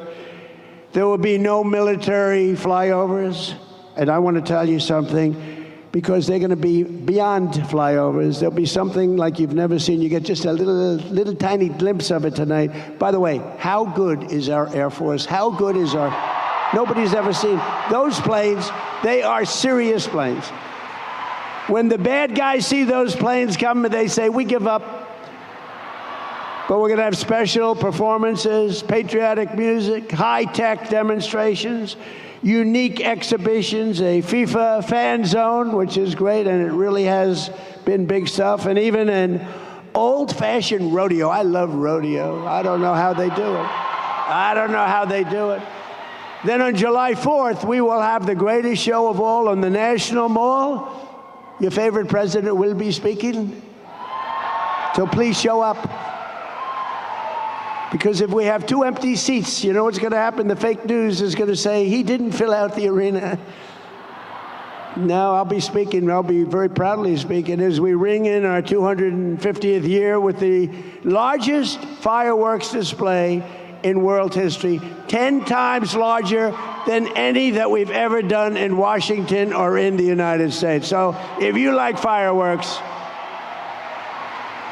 then in August, we're going to have what's called the Patriot Games, a first-of-its-kind competition featuring the greatest high school athletes from all across the United States, and applications are open through July 10th. These are the best athletes in the country, young athletes. And soon thereafter, we'll have a Freedom 250 Grand Prix right here in Washington around the Capitol. That's the great Roger Penske. Roger Penske. It's going to be an Indy race that they've been trying to get. He said, we've been trying to get it for 29 years. We came to Washington over 200 times. And with you as president, we came here half an hour and it was done. So we're going to have Indy wrapping around the Capitol, down Pennsylvania Avenue. It's going to be amazing. It's in August. In conclusion, 250 years ago, a new nation was founded by farmers and soldiers, shopkeepers and tradesmen, who stood strong to defend their rights, their families, and their freedom from tyranny across the sea, from every city and town, from the mountains and valleys, from the backwoods and rocky shores. They came by the thousands to fill the ranks of American patriots and enlist their lives in the righteous cause of independence. That's what they did. This exceptional nation was forged and won by some of the bravest, toughest, strongest, most extraordinary people ever to stride the earth. Together we stand on the shoulders of incomparable heroes such as George Washington, Thomas Jefferson, John Adams, Abraham Lincoln, Benjamin Franklin, Alexander Hamilton, John Paul Jones, John Hancock, at Lexington and Concord, Brooklyn and Saratoga, Trenton and Yorktown, and at Independence Hall in Philadelphia. These real-life legends and American icons poured out their blood, sweat, and tears and risked everything they had to purchase and to live the most priceless and glorious inheritance of any people ever to be on this earth. They all lived by the oath that Patrick Henry made immortal: give me liberty or give me death. For 250 years, every generation of Americans have taken up this same call to freedom, from the storied alleys of Boston to the streets of Philadelphia, from the golden fields of Michigan to the gleaming shores of California, and from Texas to Florida to right here in now beautiful and extremely safe Washington, D.C. Our American ancestors fought and won the most vicious battles. They explored and settled the most dangerous frontiers, and Let no challenge ever break their spirit or their pride. They were proud to be Americans. They love our country. They look down on us now. They love our people. Americans crossed the Great Plains, scaled the mighty Rockies, tamed the Wild West, and turned this continent into industrial powerhouses like nobody has ever seen. We laid down the railroads, raised up the skyscrapers, built the great highways, invented the airplane, won 2 world wars, defeated fascism and communism. We're going to have to do that again. And led humanity into space. And we did it all in the span of just 250 years. Now we are expanding the glory of American freedom into into a horizon that's never been seen before. We've never reached so high as we're reaching right now. This is our heritage. This is our history. And this is the destiny of America, to be the greatest, most incredible country ever to grace the earth. We are one people, one nation, marching into one magnificent future under our great American flag that we love and respect so much. And tonight we prepare to enter our 250th year. We are more determined than ever to remember these phrases. You've heard them many times before. We will make America powerful again. We will make America wealthy again. We will make America healthy again. We will make America strong again. We will make America proud again. We will make America safe again. And we will make America great again. Thank you very much. Happy birthday, America. Thank you. Thank you very much.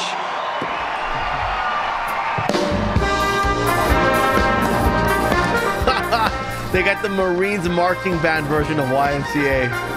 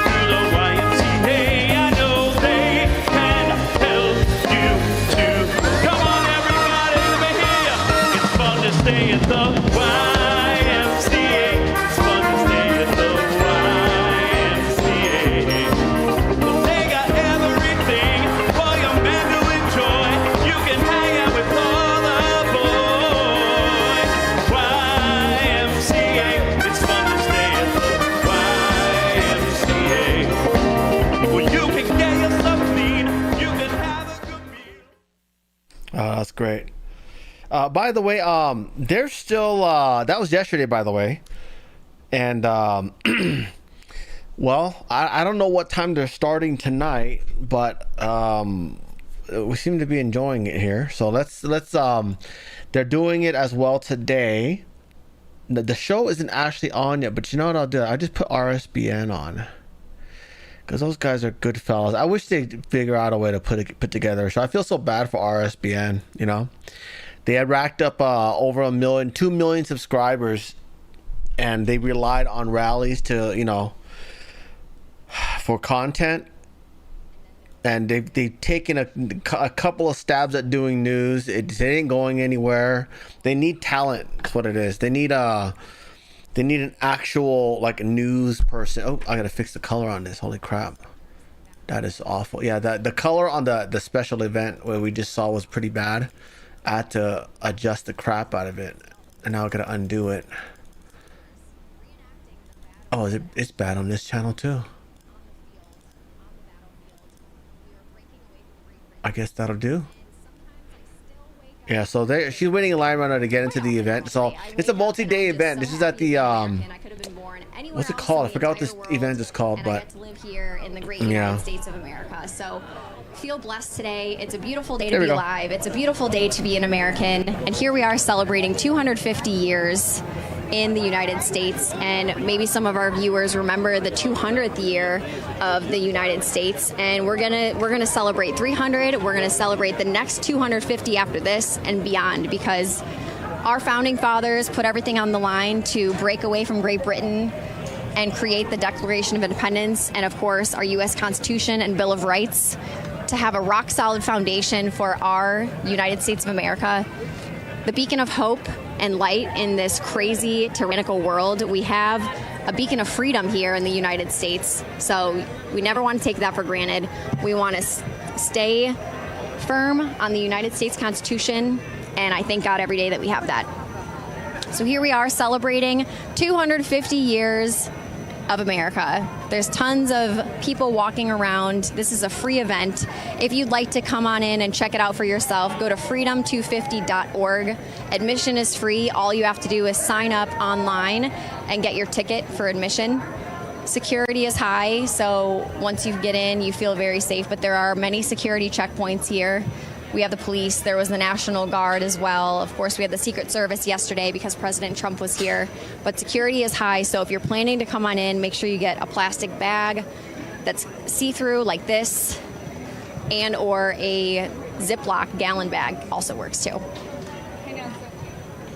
So here we are in front of the iconic Ferris wheel. This is probably the main attraction that everybody wants to see. You could see it from anywhere, any point in the festival, anywhere you're walking down the National Mall, you can see the Freedom 250 Ferris wheel. Down at the other end, you can see the Washington Monument that will be lit up from July 1st through 5th with a beautiful display of patriotic storytelling. It'll be lit up in red, white, and blue, stars and stripes. It'll be changing as time goes on. So people are going to absolutely love to see that July 1st through 5th. And turning around the other side, we can see the Freedom Arch. And then down the mall, there is the FIFA World Cup fan zone. So you can go ahead and watch all the soccer games at the FIFA World Cup fan zone. Right in front of that, you can see the rodeo. Those will be going on throughout this historic event. And of course, the Capitol building at the end. All the way down on the left side, you can see flags for all the other states. Each and every one of our 56 states and territories are represented here at the Great American State Fair. And to the right, you can see there's a merchandise stand, there's ice cream and food and all kinds of refreshments.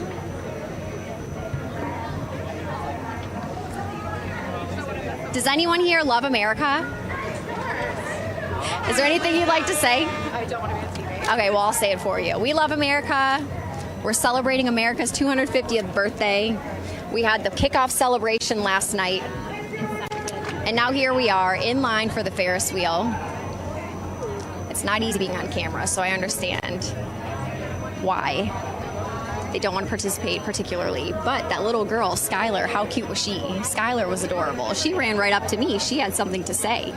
And she said, America's great because we have great food and great people and great schools. And she said in first grade, she's even learning second grade material. So she's ahead of the game, ahead of the curve. Skylar's going to do great in life. And she has her little American flags painted on her cheeks. And she also said, we have a great president too. And that's another thing that makes America great. So Skylar is super outgoing and super smart.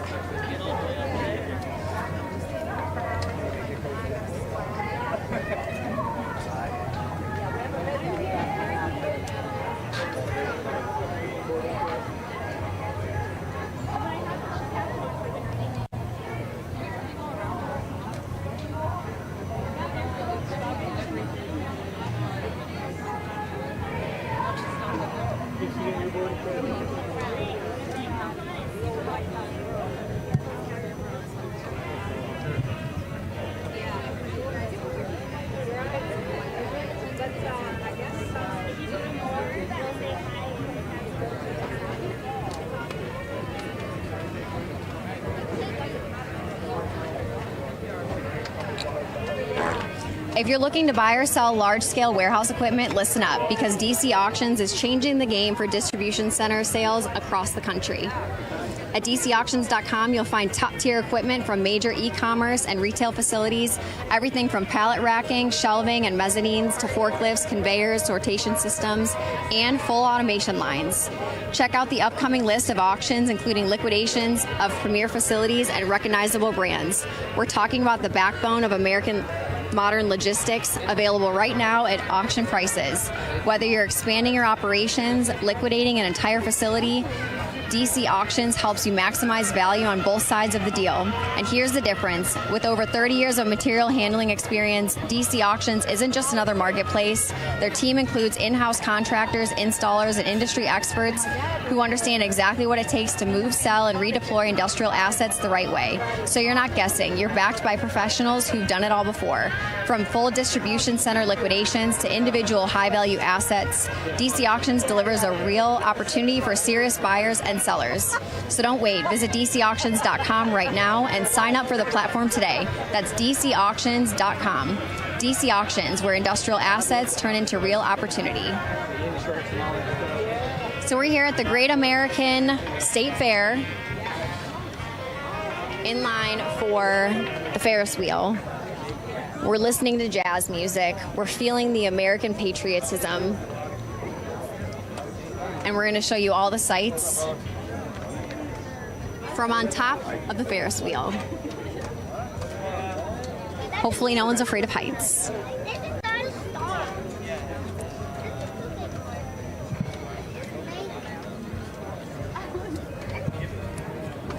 The Great American State Fair runs from now until July 10th, so come on in and check it out.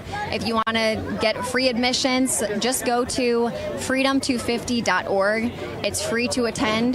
Just make sure you have a clear plastic bag, or you can check the FAQ on the website. Diaper bags are allowed, of course. Medications are allowed. But security is high because we want to make sure everybody's safe and secure inside the premises. So there's security checkpoints all over. They have the police here. They had Secret Service yesterday, of course, because President Trump was in the rally. And then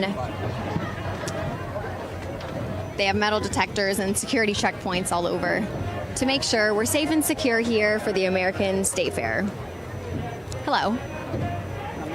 2. Thank you. The moment we've all been waiting for. Hello. Check this out. It's Ferris wheel time.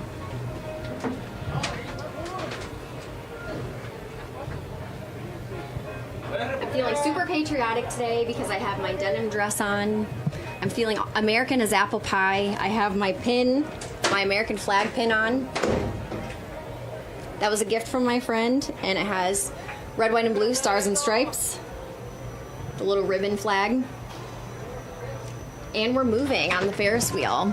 So as we move up, we'll show you. Hand job box. All aboard the hand job box. So many displays, so many sights to see. We'll get a better view of the FIFA fan zone.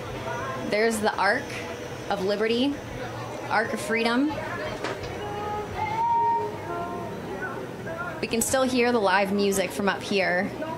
And you can see all the way down on the left is flags of so many of our states and territories. And then down as you get closer to the FIFA fan zone to watch the World Cup, on the right side, you could also see some more of our great states display. You could see Arkansas, Texas, California's over there, Minnesota. There's all kinds of people gathered here. Friends and family all came out to see this wonderful display of American greatness.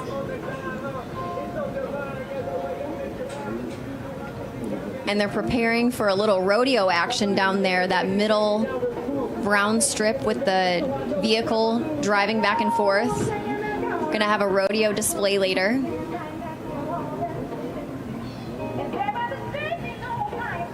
And of course, all the way down at the end of the mall is the Capitol building, an iconic American landmark.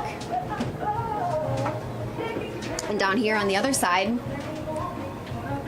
is the main stage at the end of the mall where we had our Freedom 250 event kickoff party last night where President Trump was headlining. Of course, looking down to the Washington Monument. And down this way, many other states represented with the flags. We went and visited all of those earlier in the live stream. You can scroll back if you missed it. But we did do Colorado, Nebraska, Wyoming, Oregon and Washington, South Dakota, Utah, Kansas, Puerto Rico. We saw a very unique artist painting a bunch of American cities and popular destinations in the United States, all unique with their own flavor to show. He painted an entire mural of a puzzle display that he said took him a year to paint. So we went and visited him. We got to talk to the artist himself. Tennessee's down there, Alabama and Georgia and Florida. And all 56 states and territories represented. Now, since we're higher up, you could see the top of the Freedom Arch with the gold eagles and the Statue of Liberty with her wings. And underneath it reads, "Liberty and justice for all." The design is very similar to the Arc de Triomphe in France, in Paris, which is at the end of the Champs-Élysées. So it's got some beautiful architectural details on there. If you're planning to come visit, there are road closures. I'm looking at them right now. So my suggestion would be figure out a great place to park next to maybe a metro station and head on in here on the subway system because there are road closures just to secure the premises for safety measures. And we're here on the America Freedom 250 Great American State Fair Ferris wheel. This is the main attraction that everybody wants to come see. At any point of the National Mall, you can look over and see the Ferris wheel. So we finally got to come on over and check this out, which was awesome. All the way down there was our main stage display where we had the party last night, the America 250 kickoff party. There's going to be movie screenings and music displays, and actually there's going to be speaker panels going on throughout the time here. So this runs from now till July 10th, and I'll read off, there's different themes for each and every day here for America 250. So there's Land and Prosperity, the American Canvas, Military and Veterans Appreciation Day, Maha Mondays. So both Mondays are going to be Maha Monday, Everyday Health and Well-Being. Future of America, Innovation, Technology and Progress, Faith, Values, and Inspiration. Horsepower of America, Wings of Freedom, Independence Day, of course, celebration. Heritage and Legacy, Longevity, Innovation, and the Future of Health, another Maha Monday. Future of America, Education and Opportunity. Family Life and Community Support, Engines of Enterprise. And the final day, Friday, July 10th, is Innovation, the next 250 years. So each and every day is going to have a different theme here. And like I said, there's going to be speakers and panels to showcase each and every theme day here. So make sure you check out the website, freedom250.org. And we want to thank you for joining us today. It's been an absolute blast walking around the Great American State Fair with you all. Make sure you go back and watch the Freedom 250 party from last night. Scroll back to the beginning of the live stream today because we walked through the entire display if you're just joining us. Thanks again. Make sure you subscribe and like the channel and share with your friends. And thanks again for watching RSBN. All right, I think they are signing off. Okay, cool. Let's call it a day. So I can see there's only like a few people here left. But thanks for hanging out. By the way, tonight is the USA versus Turkey match in World Cup. Turkey's already been eliminated, but they're still going to play the match. We've already qualified for the brackets, but we're still going to play that match. So it doesn't really mean much. But that is tonight. Just hope the team does well. You all have a great day. We'll see you tonight for movie night over on Foxhole. That's it. You have a great day. Bye, guys.